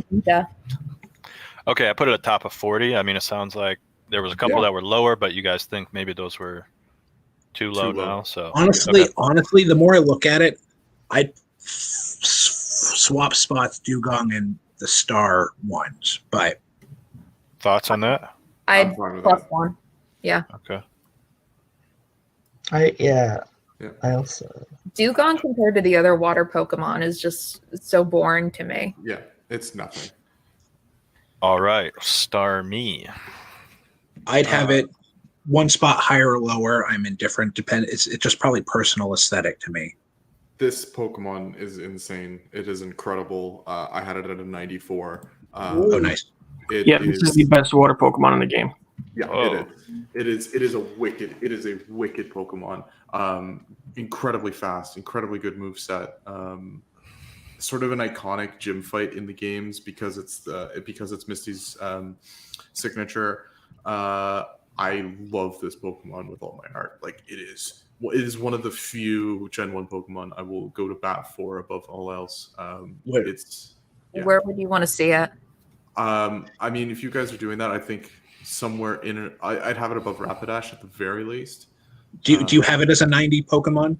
Yes, I have it as a 94. I have since you really haven't gotten one of those, I have no problem throwing it up there just since we're all kind of getting one of those. But I mean, I wish Gengar was up there too with it. Fine. We can put it at the end of 90s if we're going to have so much fuss about it. I'll say this. Leave Gengar in 89. Put this behind Gengar because there are, I think, 1 or 2 Pokemon I'm willing to go to bat for as a 90 more than Starmie. Because I think we're going to hear it. I'm fine keeping Gengar at the end of 90s. We can move Starmie down to the front of the high 80s. Based on what other people are saying. Whoa, what was that? I have no clue. All right, let's just rank Mr. Mime low so we can get to this next. Hey. Hold on. Somebody's making weird noises. Do you guys all hear that? Yes. Okay. Yeah. Not Is Nikki. someone like weed whacking or something in the background? Let's all mute our mics to see who's. Oh, it's Pardis. Yeah. Okay. Oh wait, no, it's not Pardis. Not Patrick. Not Pat. I think it's Nikki. Nikki, there's something wrong with your mic. Okay. Sorry, Nikki. We're gonna have to wait, but it's still there. Wow, when Zach. Nikki mutes herself. Wow. Okay, I don't know what to do now. I think we're better now. Yeah. Okay. Great. Seems like we're That good. was weird. Okay. Yes. Anyways. Hey, does anyone want to relitigate? No, we're good. Trio. Please. No, I'm fine. No. If we're It feels- putting, I know I'm the You guys lowest are- expert level on Pokemon, but it makes no sense to me. it seems weird being there. Just looking at it seems weird being in that list. No, Or in that tier. it doesn't belong. It doesn't belong with those other Hello? 4 people. Hey, We're good. You're good. All right, does it sound better now? Yeah. it's a little Okay, echoey, so- but not bad. Yeah, so for whatever reason, it defaulted to my AirPods for my mic. Oh, okay. So, all right, sounds good now? Okay. I'm fine dropping Dodrio down to the high 80s. Even that feels too No, high. I Hey, didn't. which one are we changing? Dodrio. We're putting Dodrio- Gengar up there, Monty. Pick your No, battle. Yeah. We gave you Gengar. That's for Paulina, not for me. I'm not going to argue. Okay. Argue away if you feel strongly, please. No, This is- let's get through Mr. Mime because I got one more to argue. Mr. I- Mime. I have a couple. So. Mr. Mime is a 96. Mr. Mime is a dummy. I put It is in the only Pokemon. Mr. Mime is in the profession. 60s. It is contributing to society. It has a Mr. job. Mime is Ash's mom's maid. Mr. Mime is trash. Mr. It Mime is Ash's hilarious dad. in Detective Pokemon. yes. Mr. Mime is actually Mr. Mime is Ash's dad. Yeah. it's the I put him in the only- 60s because he's Just drop he's him a there, cool- Zach. Let's move on to this beautiful Pokemon coming up. Oh, Hold on, yes. where at? We're at in the 60s. I put Behind Venusaur. Right there. oh Yeah, it's fine. Whatever. It still feels a little high, but It's very high. I'm gonna fight it. I have him in the 90s. I'm not going to. If we're I going was to gonna keep say, him. Speaking of 90s, let's fucking go. Yeah, Scyther. let's go, baby. okay, I Scyther's in agree. the 80s. I just Uh, love Scyther's- Scyther. Scyther's Scyther, over Gengar. Yeah. Scyther. Uh-oh. I don't put him over Gengar, but he's definitely in the I put 90s. Scyther in the 80s. He's one of my Overrated favorites. Pokemon. And I even love the evolved forms. Scizor better, but I still love Scizor. Over Starmie Scyther. at least. At the very least, over Starmie. Scizor is be overrated. okay I would with say, that. but- Wait, really, He's a- Patrick? Yeah, He's I a think Scizor's 77 little on my overrated. list. I think Uh, Scyther is overrated. Yes. Oh, Where you put that looks Scyther's the beautiful. perfect Coming spot. together. Yes, thank you. Okay. Scyther's my number 3. This should be 98. 0 based off of racial Yeah. principles. Yeah. Zero. Below It's No one Kakuna. cares about Jinx. Yeah, this Yeah. is the lowest possible rate. Even before the racial issues, it's just weird. Like, Blackface drag Pokemon that should not be here. That's awful. Yeah. Yeah. And even before any of that, I never had any impulse to catch it anyway. So Y'all, we're almost done. We're good. Almost. Let's burn it through. Let's Yeah. go. Electabuzz. Okay, This thing- Electabuzz. It's This fine. goofy bulbous light bulb. Electabuzz is so much better. It's not even funny. I know. This is like I put it as like a 57. Feels a smidge high, but it's very No feelings whatsoever. I put it in the 63 just because like it is a little bit more rare. You can only get it, I think, in one place in Kanto, which is like the abandoned electrical warehouse or whatever. It looks powerful. It looks cool. I kind of pair Electabuzz and Magmar together. I think that's just because I love Gen 4 and they both get evolutions, even though they are standalone in the original game. I'd be fine if they're mid. It's the executor of Pokemon, of electric Pokemon. And I'm with you, Paulina. I have this and Magmar both at 19. yeah. I don't know if I put them that low, but yeah, they're kind of they're attempting to be more elevated than the lower level ones you find in the wild, but they don't do much for me. Yeah, I'm fine with them. I don't know if I'd go as low as the teens though. If people put it high, I could put it above Dugong. Yeah, I put it above Dugong because I think in the world atmosphere, they're supposed to be stronger electric and fire types that aren't obviously Raichu and the starters and stuff. So I don't know, like I'm indifferent about them. Yeah. I do like Electabuzz's design more than Magmar. I was just gonna say I would definitely put Electabuzz above Magmar, regardless of where they're at. But yeah, over Dugong. I don't even like them as much as Dugong, but I don't care either way. I mean, we're at somewhere in the 40s. Yeah. If I had a choice, I would put it just behind Butterfree. Okay. Thoughts on that? It's fine. That's fine. Yeah. Magmar put it with it. Yep, right behind it. Little butt face right there. Little butt face. Yeah. Okay, next we have what's this guy's Pinsir. name? Pinsir. I had this as a 10. Yeah, I like me some Pinsir. I like the look of Pinsir. I think it's better than Lickitung for sure. But otherwise, I'm not. No, feel too I would strong. put it above Lickitung. That's fine. Yeah. Whoa. I'd I'd have it. Patrick. Where you I'd have it high on that. I'd have it at the top of that tier I don't personally. think Patrick's gonna fight for Pinsir. I know. I saw Patrick's top 5 or 6. Well, I'm just saying because I'm looking at the composite scores, and Mm-hmm. I'm hearing a bunch of people saying, yeah, like low, but when I look at the composite scores, moderately high. So I was wondering if maybe Patrick was somebody that had it higher. I had it at a 47, but I'm not emotional about it. But I think I could put it at the bottom of 30, behind Diglett. Yeah, it's fine. That works for me. Okay. All right. Tauros. I'm I had a partial hard to time Tauros ranking this one. because of the anime. Not the best Pokemon stat wise.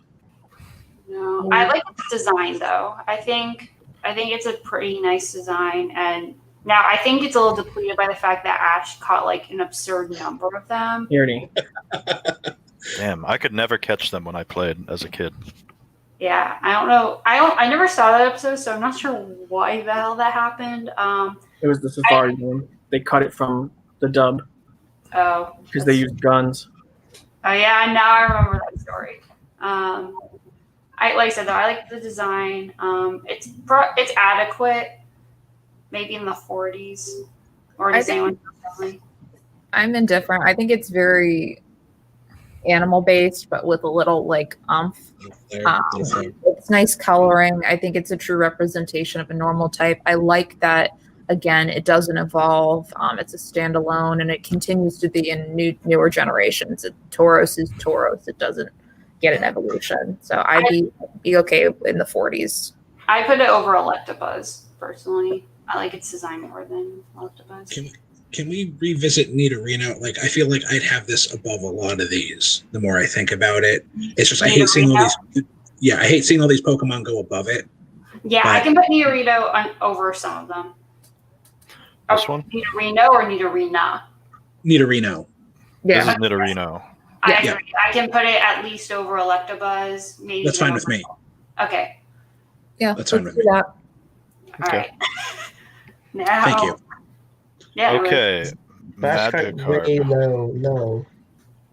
All it does is tackle, not tackle, is splash. Yes, which is a useless move unless you're in the water. So this Pokemon. Oh, go ahead, Paulina, please. Oh no, I actually put this in the 40s. I think it's as much as it is useless in the game stat wise. I think it's an interesting evolution line where you have this little koi fish that has its mouth open, that's staring at you really creepy. All it does is flail around. You pissed it off and it becomes a dragon. Like, that alone to me is very interesting. It would want to make me catch a Magikarp if I knew that was going to happen. But I love its shiny. I love that in the anime, people would paint gold to try to pawn it off as like a very rare Pokemon. I think that's interesting. I wouldn't want to put it at the lowest tier because like some of the other Pokemon I just see are lower than Magikarp. I would put it. Yeah, I wouldn't put super low necessarily, especially because that's something I wasn't sure if I was going to consider is the potential of it. Mm-hmm. So I could put it. I don't know if I want to put it that high because on its own it is honestly not very useful, but it's more of a meme than a lot of others. So if someone else wants to suggest placement, yeah, what were you thinking, Dan? I was just going to say I appreciate it. It takes a beating. It takes its punches, it takes its lumps, and then it becomes something great. And I do think Magikarp has some iconic is an iconic class in Pokemon too. Like most people who play know what Magikarp is mostly maybe because of Gyarados, but to me it kind of falls in the Caterpie Weedle kind of, but because it becomes Gyarados, it's a little higher than both of them. So I think maybe a tier up from Caterpie and Weedle. Mm-hmm. Near these birds, maybe. Team Rocket does use a fake Magikarp as a submarine. I put it ahead. I put it between Weezing and Zubat personally on this tier. Yeah. Okay, let's go with me. Yeah. Okay. Gyarados. Gyarados is much higher. Yes, yeah, that's true. 80, 90? No, I would not go that high because if you have electric, you're screwed. I had it at 79 on mine. Yeah. I underrated Gyarados just because of popularity. I do love its shiny form. I love that the shiny form becomes like a thing in the anime that appears, the red Gyarados. I think one thing that really bothers me is its type. I truly don't understand how this is flying, but Charizard isn't. That's what kills me. But I'd be okay with this being like in the 50s or 60s or 70s. Also, I take back if you have electric, you're screwed. That's the case with a lot of these. I thought Charizard was fire flying. I didn't think it was dragon. I think I forgot. Charizard is fire. Gyarados Charizard X is fire dragon. Monty, what do you think about Gyarados? Gyarados, Monty? That's fine. Somewhere in here in the 70s? Yeah. I honestly would rather. I would even put it. I put it above Machamp. Is he better than Blastoise? No. I have him a little higher on my list, but I'm not going to fight one way or the other. Yeah. How's there? No. Yeah, Good. that's good. All right, Lapras, I'm going to fight for either 80s or low 90s. I love Lapras. I put it in. I ranked it a 90. I would put it in the 90s as well. Yeah, there's also something just sweet and soothing about it, like just its design, and in the anime, like it just comes off as a very loving companion, and obviously it's useful if you want to travel the world. And it's a powerhouse. Oh yeah. I had it a lot lower. I'm underwhelmed by Lapras, but I get it. I appreciate your view. So anywhere up there, I'm not gonna fight too hard on. Because it comes down to just personal preference, nothing. Yeah, I would personally put it over Starmie, but I can go anywhere in the 80s too. I would as well, but I'm fine if someone wants to argue. I like Starmie more than Lapras, so I'd have it either behind or top of that tier. Okay. With it's not that it's a compromise. It's that where I had it is just not my favorite. But Okay, that's fair. Okay. All right, ditto. Ditto. I have it low. Ditto I for love it. games has to be It could high. any Pokemon. Breeder. It is a. And it was so annoying in Detective Pikachu. Oh yeah. Yeah, It was but in the game, but its fucking in-game use creepy. is ridiculous. It's used to breed perfect Pokemon. I wholeheartedly agree. I had that in the 90s just for usage alone. Yeah. Just the concept of in Gen 1, they thought of let's make a blob. And you know what? The blob will transform into anything it wants. And you know what? Let's make it so it can breed with anything. And also, Ditto's also just did you really make Ditto a villain in Detective Pikachu? I was like, really? I mean, I think what's really cute about it is I think of the episode of the anime where it's trying so hard to replicate but can't change its face perfectly and it still has the little beaded eyes and its voice is just so adorable. I would go high. There's a line in the show The Good Place, one of my all-time favorites, where the main villain is like, there's something so human about taking something and making it a little bit worse so we can have more of it. And that describes Ditto to me, and that's why I have it pretty low. I love the Good Place reference. Yeah. It is one of my favorite shows ever. Okay, if I had to pick where to put it, I know you guys said high. I know Dan's low. Partis, where did you want it? In the 40s. Okay, I'm willing to go high. At the lowest, I'll go high 50s. At the lowest, but I would rather put it in the 60s. If people really love it, I know what Paulina said she had in the 90s. I could go between Psyduck and Primate. I mean, I would personally put it over. If I was, I can go with that. I mean, again, people fight for it. I'm not the all-time. I'm not the judge here. I'm just telling you. All right. If I had to say, I would put it between Golem and Rhydon. I was actually getting close to that. I thought I'd put it between Ponyta and Rhydon. I can live with Okay. I'd be good with that too. That's fair. All right. Yeah. Before we go to Eevee, I actually have to jump. So I will see you guys later. But before I leave, I will say one thing. Jolteon. Wait, I can't hear you. Snorlax are in the 90s. Do you want us to do Jolteon quick? I think we all agree, besides Paris, that Jolteon's in the 90s. So let's just throw that in the 90s real quick. Yeah. It's fine with me. Yeah.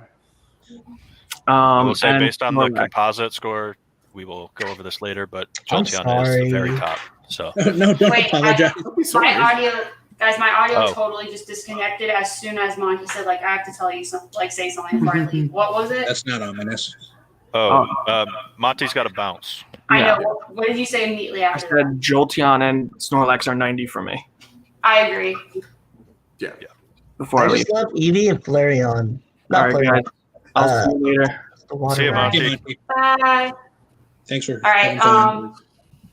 Yeah. All right. So I put Eevee and all the evolutions personally at 90, but I also know that they're not the strongest, but I want them all very high because they're all so those gorgeous designs to me. They're all very lovable. I love the malleability of them. Espeon is one of my favorite Pokemon, period. I know that's not supposed to factor in, but also it's just so stinking cute. Eevee is like, if you have two Pokemon, everyone's favorite is Pikachu and Eevee. I Let's go agree. Eevee, let's go Pikachu. I'm cool with them all being in the 90s.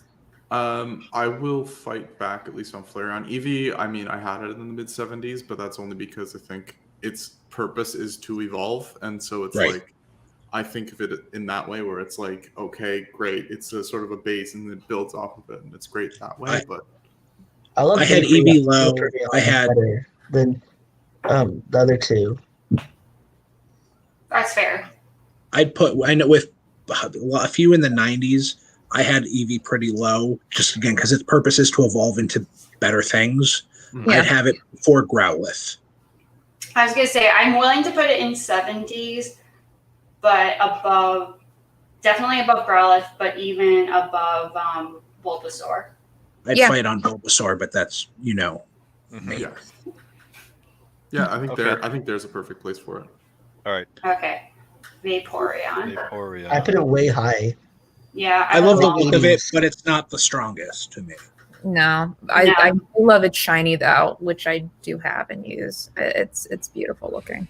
I had Vaporeon in the 80s. It's the second best of the evolutions in Gen 80s 1. below Cubone. I'd I had it. I'd have it at the end. Yeah, I would I go think at the end. as long as it's somewhere in the 80s, I'm good with it. I think that's roughly where it belongs. Yeah, just Okay. because it's not the best water by any means. But I'm happy with that. I also love Flareon as well. All right, Flareon. Flareon I do is like the Also look in of the Flareon. 80s, 90s area. Flareon is the worst evolution, and as a result, it's like a 60-something Pokemon. Like all the evolutions are pretty cool, but it's in the 60s for me. Its move pool is one of the shallowest in the game.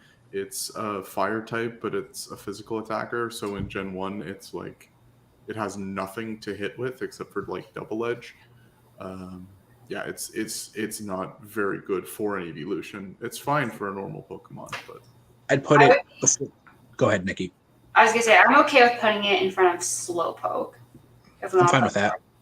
yeah, Right there. that works. That works for me. Yeah.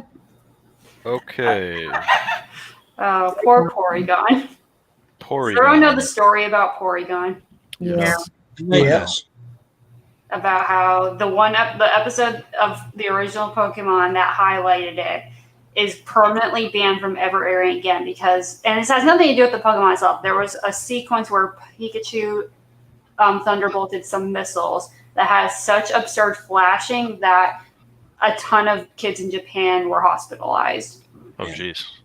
Yes, so that this Pokemon is now forever associated with that episode, and I don't know if they've changed since then, but I know they were like, we're never gonna put this Pokemon on screen ever again, even though it had nothing to do with that sequence. I put it a little high. I think I overranked it in the 70s. I would bring it down. I think it's a really cool concept. I think it's a little confusing that it's normal. To me, it looks a little bit more electrical just because it looks like it's Very geometric. Yeah. I think the design is very unique. There's nothing else like it in the game. I'm indifferent. Yeah, it's a Pokemon that's overshadowed by two much far superior evolutions later on, and so I'm fine with it wherever it ends up. I still had it a little high because I love the concept, but I could put it behind Staryu. That works. In the 50s? Yeah, I think it's better than Dugong, and I there's some. It's unique enough. Yeah. There's enough unique about it. Okay. Yeah, I appreciate the design and yeah. All right. Let's see. We got Omanite. I will admit, I'm in the minority. Probably, I like Omanite and Omastar more than Kabuto and Kabutops. I think Kabutops is just a wannabe Scyther, and it's. But I honestly like that's not too much minority opinion. I kind of agree with that. I agree too. I like the funky snail. I wouldn't have it too high, but I like it more than the next two. Yeah. Praise Helix. It has one of the seminal Pokemon memes after the Twitch Plays Pokemon stuff. It and Kabuto are completely average and just interchangeable for me. I actually genuinely like Kabutops. I think Omastar is really weird and his face is kind of creepy to me. But I think Omanite is incredibly just unimportant, save for the Helix fossil memes. Yeah. So where do you? Somewhere in the 30s? I'd say the 30s. I had it at 23. I have all the fossils pretty low, actually. Mm. Yeah, I'm not that impressed. I mean, I think their designs are kind of cool and the concepts of them are interesting. But I don't know if I would necessarily have any on my team ever. So I would probably do lower 30s though. I think it's a little more. I think it's definitely more creative than Diglett. I'm fine with. I would put it there, probably in front of Ekans, but. Polly, you said you had it a little higher though. Yeah, I'm fine with settling. All right, in front of Okay. Ekans. In front of Ekans. Cool. Okay, Omastar. I like its weird chompy face. It looks terrifying. I'm very creeped out by it. I it's my least favorite of the fossils from this generation. It went Could we at from- least put it in front of Executor? Yeah. Yes. It went from cute snail to terrifying snail. Yeah. Somewhere in here or like literally right in front of it? I'm literally fine with it right there. Yeah. Yes, you? Nightmare Snail is worse than Nightmare Tongue. Okay. Kabuto. I always think to the anime of when I think it was the Dragonite episode when that one dude was in the tower, like apparently permanently dressed up as a Kabuto. Does anybody remember that? That sounds vaguely familiar. Yeah. That was I don't know why my mind always goes to that whenever I see Kabuto. Creepy looking, but okay. I think it's worse than Ammonite, so as long as it's below that, I'm indifferent on where it goes. I would personally put it. This is hard. Definitely, I would put it just behind Muck because I like Muck better. Yeah, I would also put it there.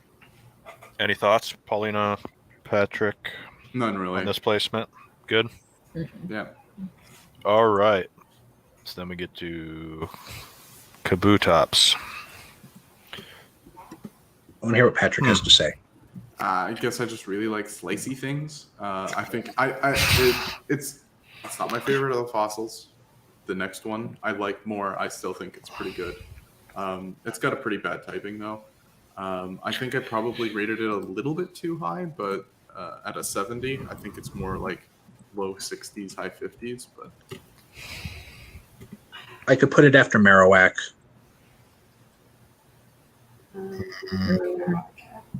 Where's Marowak? The end of 60s. Oh, that's okay. That's pretty high. I was gonna say, I mean, yeah, just based on where Patrick had it, I have it pretty Mhm. low. But if other people have opinion, like I said, I'm not trying to like place them. I'm just Sure, in the sure, fairness sure. Yep. scale. Like that's where Yeah. it seems like it would fall. Yeah, I mean, I wasn't necessarily gonna put that high, but I think it has a better design than a lot of things behind it. I could put it lower if you guys want to, but I'm also not too strong on it. I'm not. Yeah, the more I think about it, I don't know if I like it less than. I don't like it less than Amistar, but yeah, I don't have strong feelings either. Yeah, same feelings for Nikki because I know the next one I'll probably rank higher. Yeah. All right. Aerodactyl. This is a good one. I put it high. that's damn good. Yeah, I had it at an 83. This is really great design. Really interesting niche as a super fast rock type. I'd say my favorite non-legendary flying type. Behind the second favorite behind Scyther. So yeah, I'd say low 80s for me. I'd be I fine. could put it in front of Vaporeon, but I'm not. Yeah. I wouldn't put it higher, but I could do that. I mean, if you guys want it higher, I'm not opposed. Like I said, I love Farfetch, but I'm not. I like it enough that it could go above Farfetch if people really wanted it. I'm not. Again, I love it, but I had it roughly right there anyway. Okay. So Cool. All right. Snorlax. Snorlax. 90s. yeah, I agree. pretty easily. This is the other Pokemon I gave a 100. I used it on Slowbro because I figured that would be more contentious, but this Snorlax is just an incredible. It's incredible in every way, shape, and form. Even more than Munchlax. Yes. Yeah, Snorlax is iconic. My dad carries around, I don't know if he still does, but he used to carry around a card of it in his wallet because it was his favorite and he knew how important Pokemon was to me and my sister. Nice. I'd put it above Jolteon. I have it one spot higher on my list. Yeah. I mean, same But- for me, honestly. So I'm going to say, because I've seen the composite scores, Jolteon is the highest. Okay. That's I'm fine. just gonna make that call. Yeah, it's That's not. fine. Yeah, That's fine. I'm good. Ooh, legendaries now. All right. Yeah, the real Articuno. Here's what I have to say. Articuno was my other 100 besides Pikachu. It is my favorite of the legendary birds, and is the only Kanto Pokemon I have in my Heart Gold team. I adore it. I love its design the most. Yeah. It's my favorite of the legendary birds. I have my favorite. Articuno, the Zapdos, the Moltres. Articuno is my least favorite of the legendary birds. I only think one of them is actually good. Part of it is because Moltres and Articuno are both 4 times weak to Stealth Rocks, even though that's a mechanic that doesn't exist until Gen 4. But it's overwhelmingly average to me. It doesn't have a great moveset. The Ice type again is the worst type in the game, because all of the Pokemon that use Ice type moves that are good aren't Ice type. I had it at a 50 something. Wow. Its design is pretty cool, but it has no use to me, especially when there are many better alternatives to it to provide very similar things to a team. Okay, so would we be okay with like near the top of 80s? 90s. I was gonna say I'm okay putting it behind Lapras, because in hindsight, Lapras is a better Ice type. Yes. Yes. Okay. Fine with me. That's fine based off of everyone else's opinion. Yeah. All right. Zapdos. Hell I yeah. put it near Articuno. I had this in the low 70s. I think the design type's excellent. I liked using it in the game. It was my second favorite design behind Articuno. I had this high 60, so pretty darn close to where Paulina has it. Below Articuno would be best, unless if people want to say 70s, I'm also okay with that. This is the good legendary bird. I had it at an 88. Zapdos is, again, it follows in that tradition. Gen 1 really got the electric types right. Zapdos has the best coverage, the best is the best of the 3 legendary birds in terms of use in battle. I prefer its design to Articuno and Moltres and I think it's also generally a little bit more accessible. Because to get Articuno, you have to do the strength puzzle in Seafoam Islands. This one, you just have to run through the power plant. I will say. Also, I love all 3 of them and the movie as well. Yes, 2000 is a great movie. Yeah. I will say I mean, Articuno is my favorite. I do have some beef with it because dumb Dan, who was like a 10-year-old, was going to try and get it, ran out of escape rope and killed it by accident. So I was stuck in there and pretty much could do shit in the game. I was stuck in the cave because I accidentally killed Articuno without any escape ropes. All right. So I'm clearly the minority in every facet. It's my least favorite design of the 3. I actually am not a fan of 2000 compared to the other movies. I like the first and Spell of the Unknown a lot better. And I think now it took me way too long to realize what they were doing with the names Articuno, Zapdos, Moltres. I think it's the least inventive of those 3 names. It doesn't flow as well, which I know is a small sticking point, but it's my least favorite of those 3, but I'm okay having it. As long as it's behind Articuno, I'm fine. Yeah, sounds like, Patrick, you're the only one that thinks it's above Articuno, though. Yes, I'm pretty sure I do. And I'm fine with it dropping as a result, but... Okay.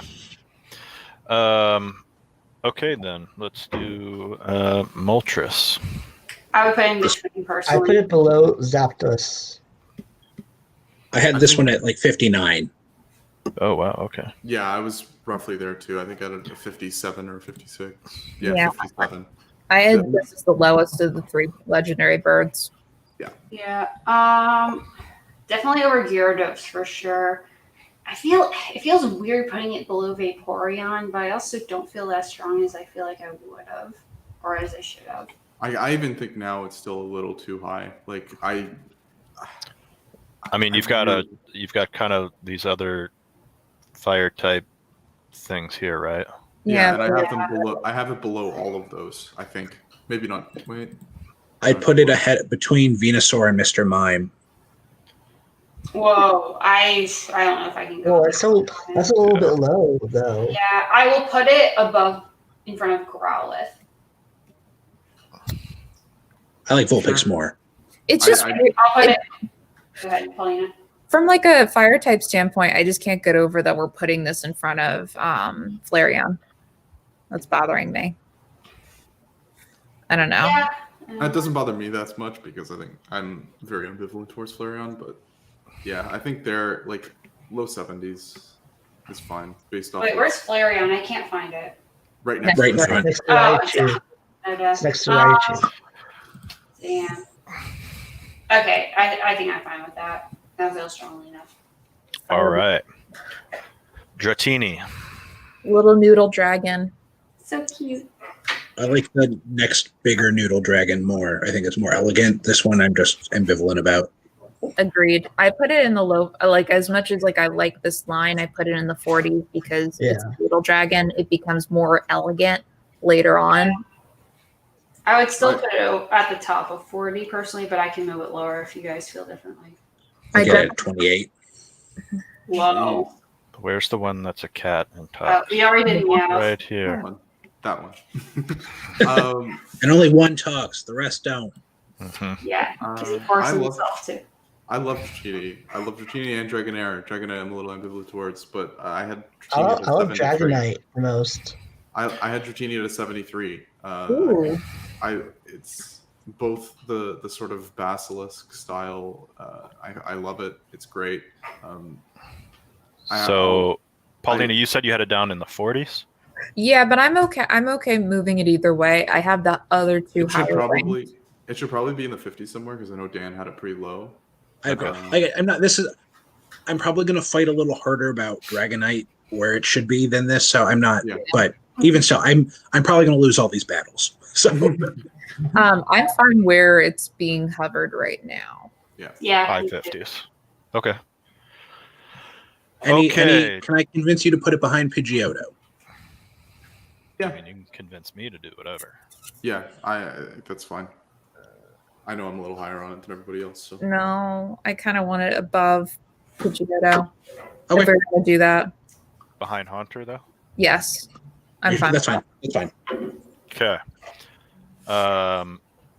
Dragonair. This is like a true beauty in the game. I had this at 80, mostly because of aesthetic. Yeah. Great aesthetic. Yeah. It's gorgeous. I had it roughly with Dratini, honestly, because to me they're almost inseparable to me. I had it ranked still fairly high. So I put it behind Aerodactyl on this list. I know with that. Yeah. Okay. Then we have Dragonite.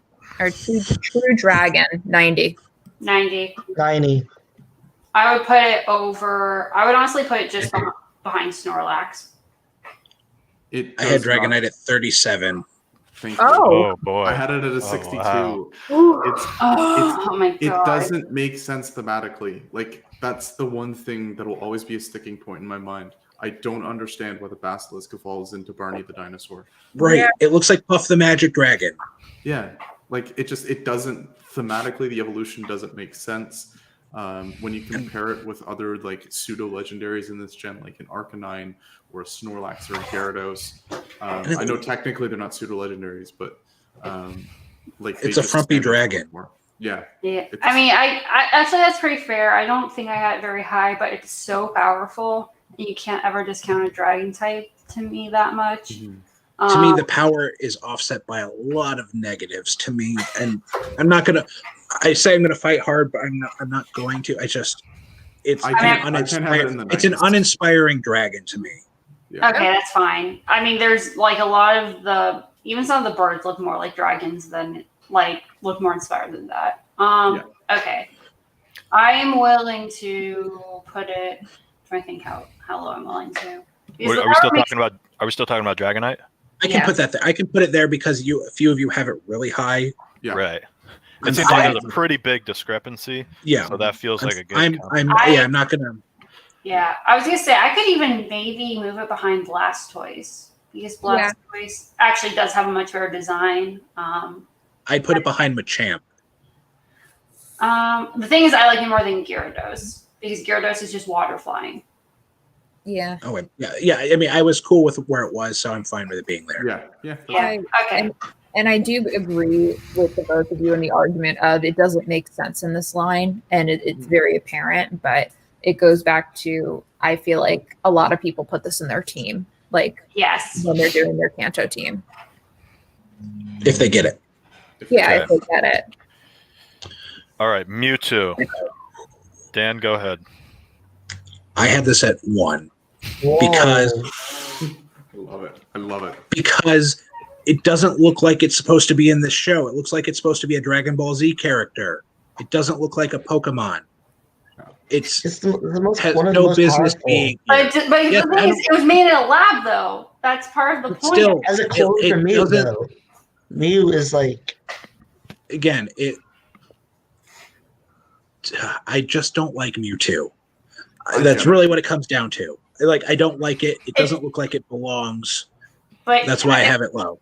Yeah, but as a villain in the first movie, he's so great, though. And he's, like, you're actually sympathetic towards him, even though he's kind of a monster. But his end goals are, like, I understand where he's coming from. So as a character in the movie, I think he is kind of iconic. I will say one thing that knocks him down a bit is the fact that he was replaced by Lucario after Super Smash Bros. Melee. Because if he were better, they would have kept him instead. So I will say that does knock him down. Mewtwo was not very good in Melee. It was way too slow. I had Mewtwo at a 54 because I think he's painfully overrated. I think it's not a very good legendary to speak of at all. He's really powerful. The tail is really bothersome to me because it's like Frieza. This tail starts at his belly button, and it's like I don't know why this is. Yeah, I mean, I can see that. Paulina, what do you think?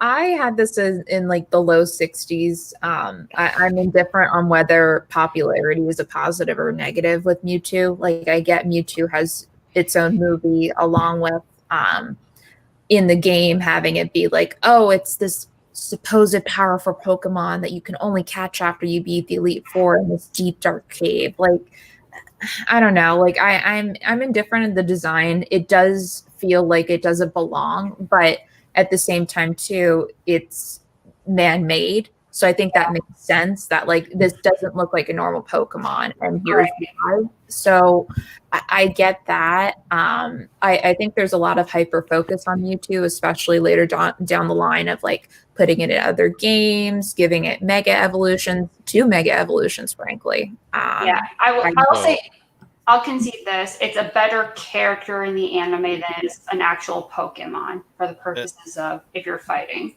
And for the record, I know Monty had to leave, but he did have Mewtwo as a 90, which is his second highest. That's a second highest rating that he gave. I figured as much. All right. And here's the thing. Like, I think we're all in agreement that Mew is going to be higher, other than Monty. About that. So. Yeah. I mean, somewhere in the 60s feels right, just based on their. I will put it over Mewtwo has a wide range of thoughts on it. Because Monty has him so high, I could put him at the top of that row. I'd be okay very graciously. I personally would put him even over Slowpoke, though. But I know that if most of you don't want that feels too disrespectful to Dan at that point, though. Yeah. And I don't want, like, we're very in the middle. And mine, like I said, I thought I was going to be at a lot larger minority here, like, or a lot smaller minority here. Yeah. So I have no problem being there. And mine comes off very hot take-ish, which is not the intention, but. Yeah, I mean, I understand why. I did have Mewtwo very high. I think I had it basically. That's what I did. I had Mewtwo had it at 90 also. Yep. But I had Mew 91. Right. So that takes us to Pokemon 151. That is Mew, which 90s. For sure. Everyone had very high. Well, here's the thing: is Mew. I love Mew. I think it's adorable, but it's also it's more of an icon it's more of an icon than an actual Pokemon I ever use, I guess. So for me, it's like I put it high, but in hindsight, it's like I don't know if I would ever catch it though for the purposes of fighting. I had Mew low 80s. And that was the lowest that anybody had him, I think. Yep. No, I had a 70. I had a 70. Oh, I had did you? 76. Okay. There's a 15 in here. Say what? The Delta ranked it as a 15. Oh, that's the difference between the highest rank and the lowest rank. I had Mew in the 92. I would personally, I'm trying to think, because there's some in 80s I don't want to put higher than, but I also really don't like Starmie as much, and I know I wasn't here for that, so that's fine. John, for you, anything. Clear the board. Clear the board. We are about half the time. Yeah, I was going to So Yeah, I put Mew in 92 and Mewtwo 87. I would put Mew. This is hard. I could put Mew ahead of Vaporeon. Definitely 100% Yeah. in front of Vaporeon. Mew ahead of Vaporeon. Yeah. Guys, I hate to do this again. I gotta break in here and break the fourth wall of my statistics that I've gathered. Mew is the second highest.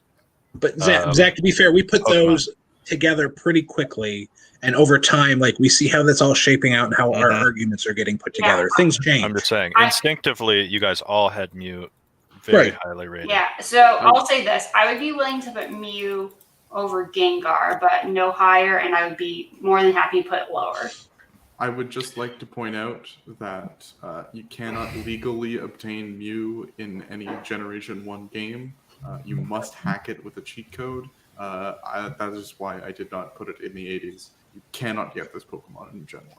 Yeah, I specifically remember going to an event. I think this was like the 5-year anniversary of Pokemon in New York City to go get Mew. And that was the whole thing. And I don't know, like I find it interesting that Mew actually kind of reminds me of Ditto in the sense of like, yes, it can transform. It's like the genetic Pokemon. I like that it has mystery around it. I think that's very interesting for a legendary. It's cute. It's adorable in the anime. It likes to play with people and interact as a legendary, which I think is interesting. But I mean, I definitely want it at least in the 80s. Oh yeah, the minimum. Yeah. That anyway. I'm fine with where it is right now. Is there any way to make it above Gengar and below Ninetales?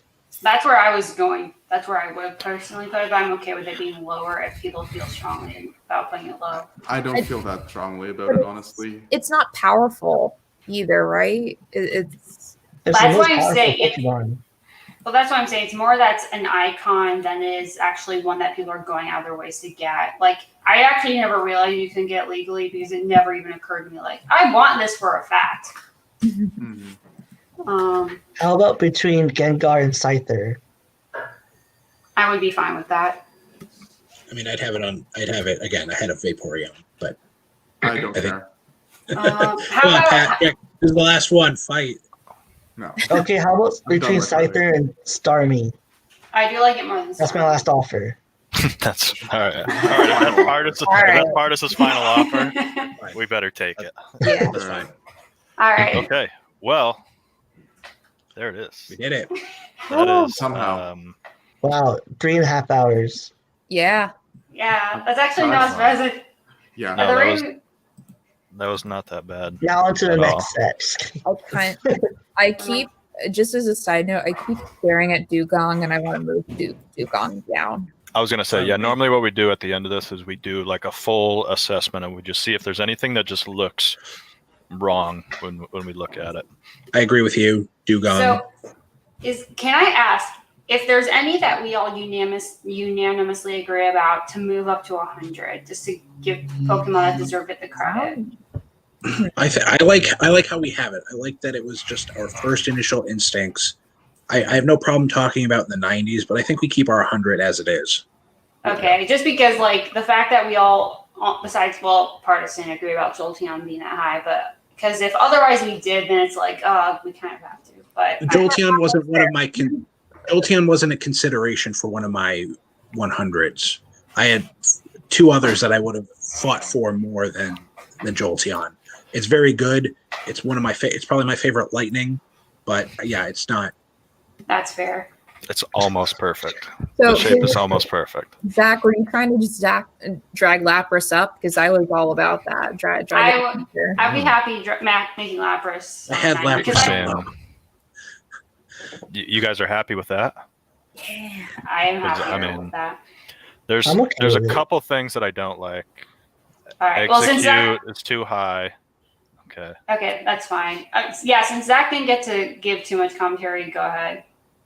Wait, Executor, you mean? Executor. Sorry. It's Yeah. fine. I have no problem. I have no problem with that. Yeah, I don't care about Executor. Can we move Dugong down?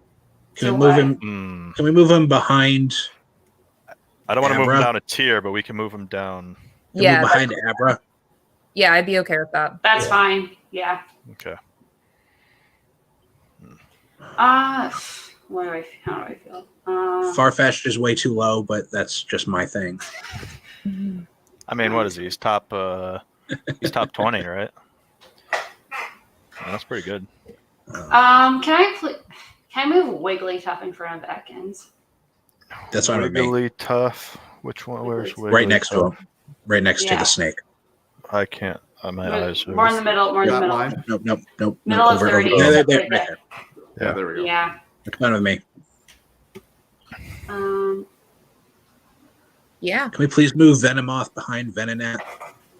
Venomoth behind Venonat. Why? What's Venonat? That nightmare moth. I kind of do like. Okay, I'm fine with it. I don't feel bad enough. Hitmonlee is way too low. Well, I don't think we move anything up or down a tier because I think we yeah. we shuffle. Yeah, I mean, we have Shuffle's fine. Incredible shape right now. The only Yes, thing we that would do. make this shape better is moving one of these 50s down to a 40. But yeah, And then We can maybe move. I have no problem moving Porygon down to 40. top of 40. Yeah, I don't feel strongly. oh my gosh, Oh, that's beautiful. that's nice. Okay, this is probably. I'm probably not going to win this. Can we move Eevee in front of Machamp? Yes. Yeah, I mean, when we're shuffling between one spot, I don't think it's that big. Yeah, that's fine. Yeah, that's fine. Yeah, that would be good. Can we put Farfetch'd in front of Rapidash? Well, you're gonna have to fight. That's a battle you're gonna have to fight. That's a really big jump, though. You're putting a small bird against a magnificent horse. Yes.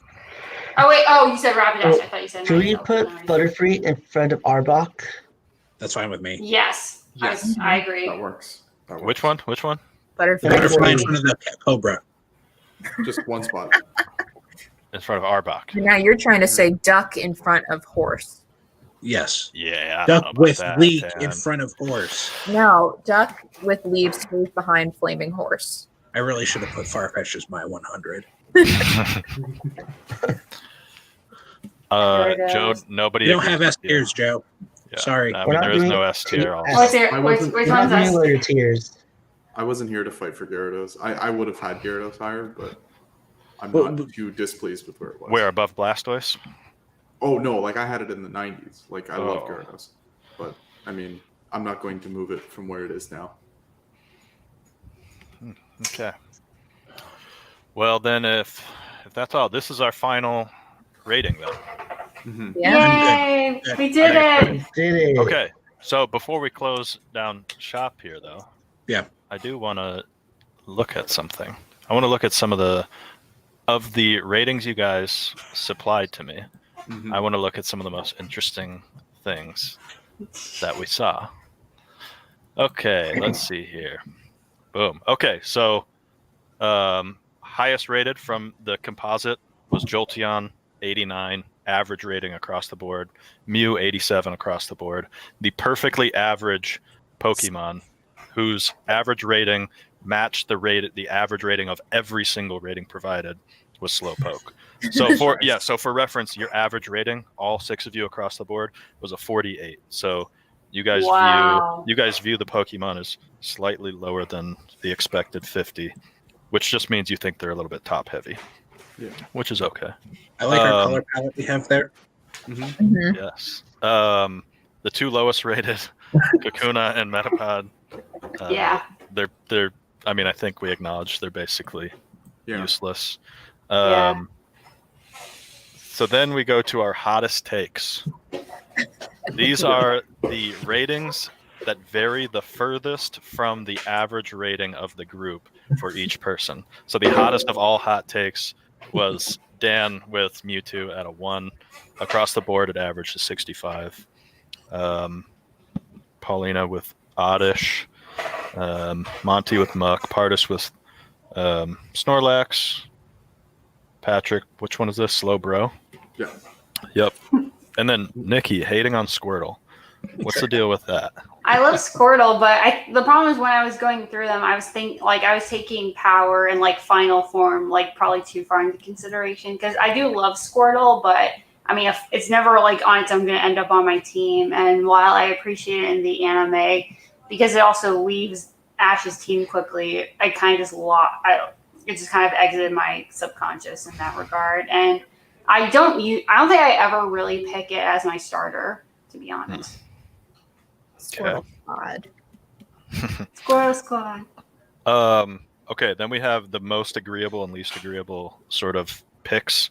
So the total variation between all 6 of you on Jolteon was only 14 spots. The lowest rating was 81, the highest was 95. Probably the most interesting thing of all, though, is this Poliwrath being the second most consistently rated Pokemon across the board, because it's just such an odd thing for everyone to just have a consensus on where it should be rated. So, yeah. Quick question. I just had a quick question. I know that Pardis had Jolteon lowest. What was the next lowest? The next lowest? For Jolteon? Because you mentioned we all had 90 or higher. Oh, yeah. Pat had it at 90, I think. Okay, so that would have been like extremely low. I had it at 90 as well. Yeah, I think maybe a couple of you had it. So it was 81, 90, 90, 95, 90, 90. So 4 of you had it at 90. One person, I don't know who was third on my list. I can't see. Dan had it at 95. Okay. Pardis had it at 81. Yeah. And so I was the low man on the other 2 with least variance then. So it's the low on Poliwrath and low on you. Yep. Yeah. And then these are our 3 highest variants. Mewtwo being the very highest. Monty had it at 90. Dan had it at 1. So huge, almost, the largest variance possible there. Same with Ditto. Somebody, I don't know who, somebody had it up at a 95 and somebody had it all the way down to 10. I had it at 95. I might have been the 10. And then Mr. Mime, again, somebody had it rock bottom and somebody had it at the very top. Yeah, no, I'm responsible for one side of all these variances. Yep. Okay, and then finally we have this little chart which shows how far each one of your individual lists deviated from the average composite list. So from this, we have both the root mean squared error, and the mean average error. So what you can take from this, the lower is the better. Lower means that you are more in line with the consensus. So Paulina has the hottest takes across the board, is what we can take this to mean. Nice. And Pardis is most aligned with the group. So if you have to ask one person to rate a Pokemon for you, and you want it to be closest to the average consensus rating for them, go to Pardis. He's your guy, and he will let you know. So, anyways, hot takes on Oddish, then talk to me. I didn't agree with y'all, but So, anyways, those were some interesting things that I gathered from what you guys submitted. Fantastic. Anyways, that was a lot of fun. That was a lot of fun. It took significantly less time than I expected it to. I thought there was going to be more arguing. Yeah, Same. me too. I'm glad we were all very agreeable and open to people's thoughts. And yeah, surprisingly, I saw a lot of swings in the data that you guys sent to me. So I was expecting, I had some in my mind picked out where I was like, okay, these are going to be some hotly contested positions, and it seemed like most people, once people explain their position, everyone else was like, okay, yeah, that makes sense. So that was cool. Oh, I feel like I would have been a lot more disagreeable if this were a different generation of Pokemon with more Pokemon that I actually cared about. But yes. Maybe Nikki can host that one on her channel, because No. I don't know any of those Pokemon. These are the only ones I know. So I might be willing to host it, but not maybe if it's Johto and Hoenn, yes. Beyond that, I'll produce and y'all can go for it. I The have day we talk about about the day we talk about Dracovish is the day that everyone loses their minds. The greatest same greatest next gen. I would not be Just not me. I won't be there. I'll happily do Johto, and I'm going to make Fan P my 100. Just put that out there right now. Next two. Sir Fetch'd would be my 100 if we were dealing with this new crop of Pokemon, though. Yeah, that's fair. I think Dracovish would be mine, essentially for the same reasons as Slowbro. And Maddie, we just spent nearly 4 hours talking about Pokemon. I mean, the expectation is it's probably going to get deep at certain points. Yeah. Okay. Well, anyways, I mean, any final words from anybody about the process today? This was fun. Thank you for putting it together, Zach. Thanks for having us. Yes. So what's the next tier list you have in mind? Oh boy, I don't know. Maybe what do we got left? We got baked goods, burger toppings, and candy. Yes, I 100% want to be on baked goods. Same. I want to be on candy. I know. Take my leave of absence. Okay. I know we missed AJ on the last one. I know he really wants to get on one, so I'll maybe ask him what his preference is, and then we'll go from there. But I'm not sure when that'll be. But yeah, there is a few more to come. All right. So, anyways, thank you all for hanging out and doing this. This was a lot of fun, and we'll see you on the next one. Absolute.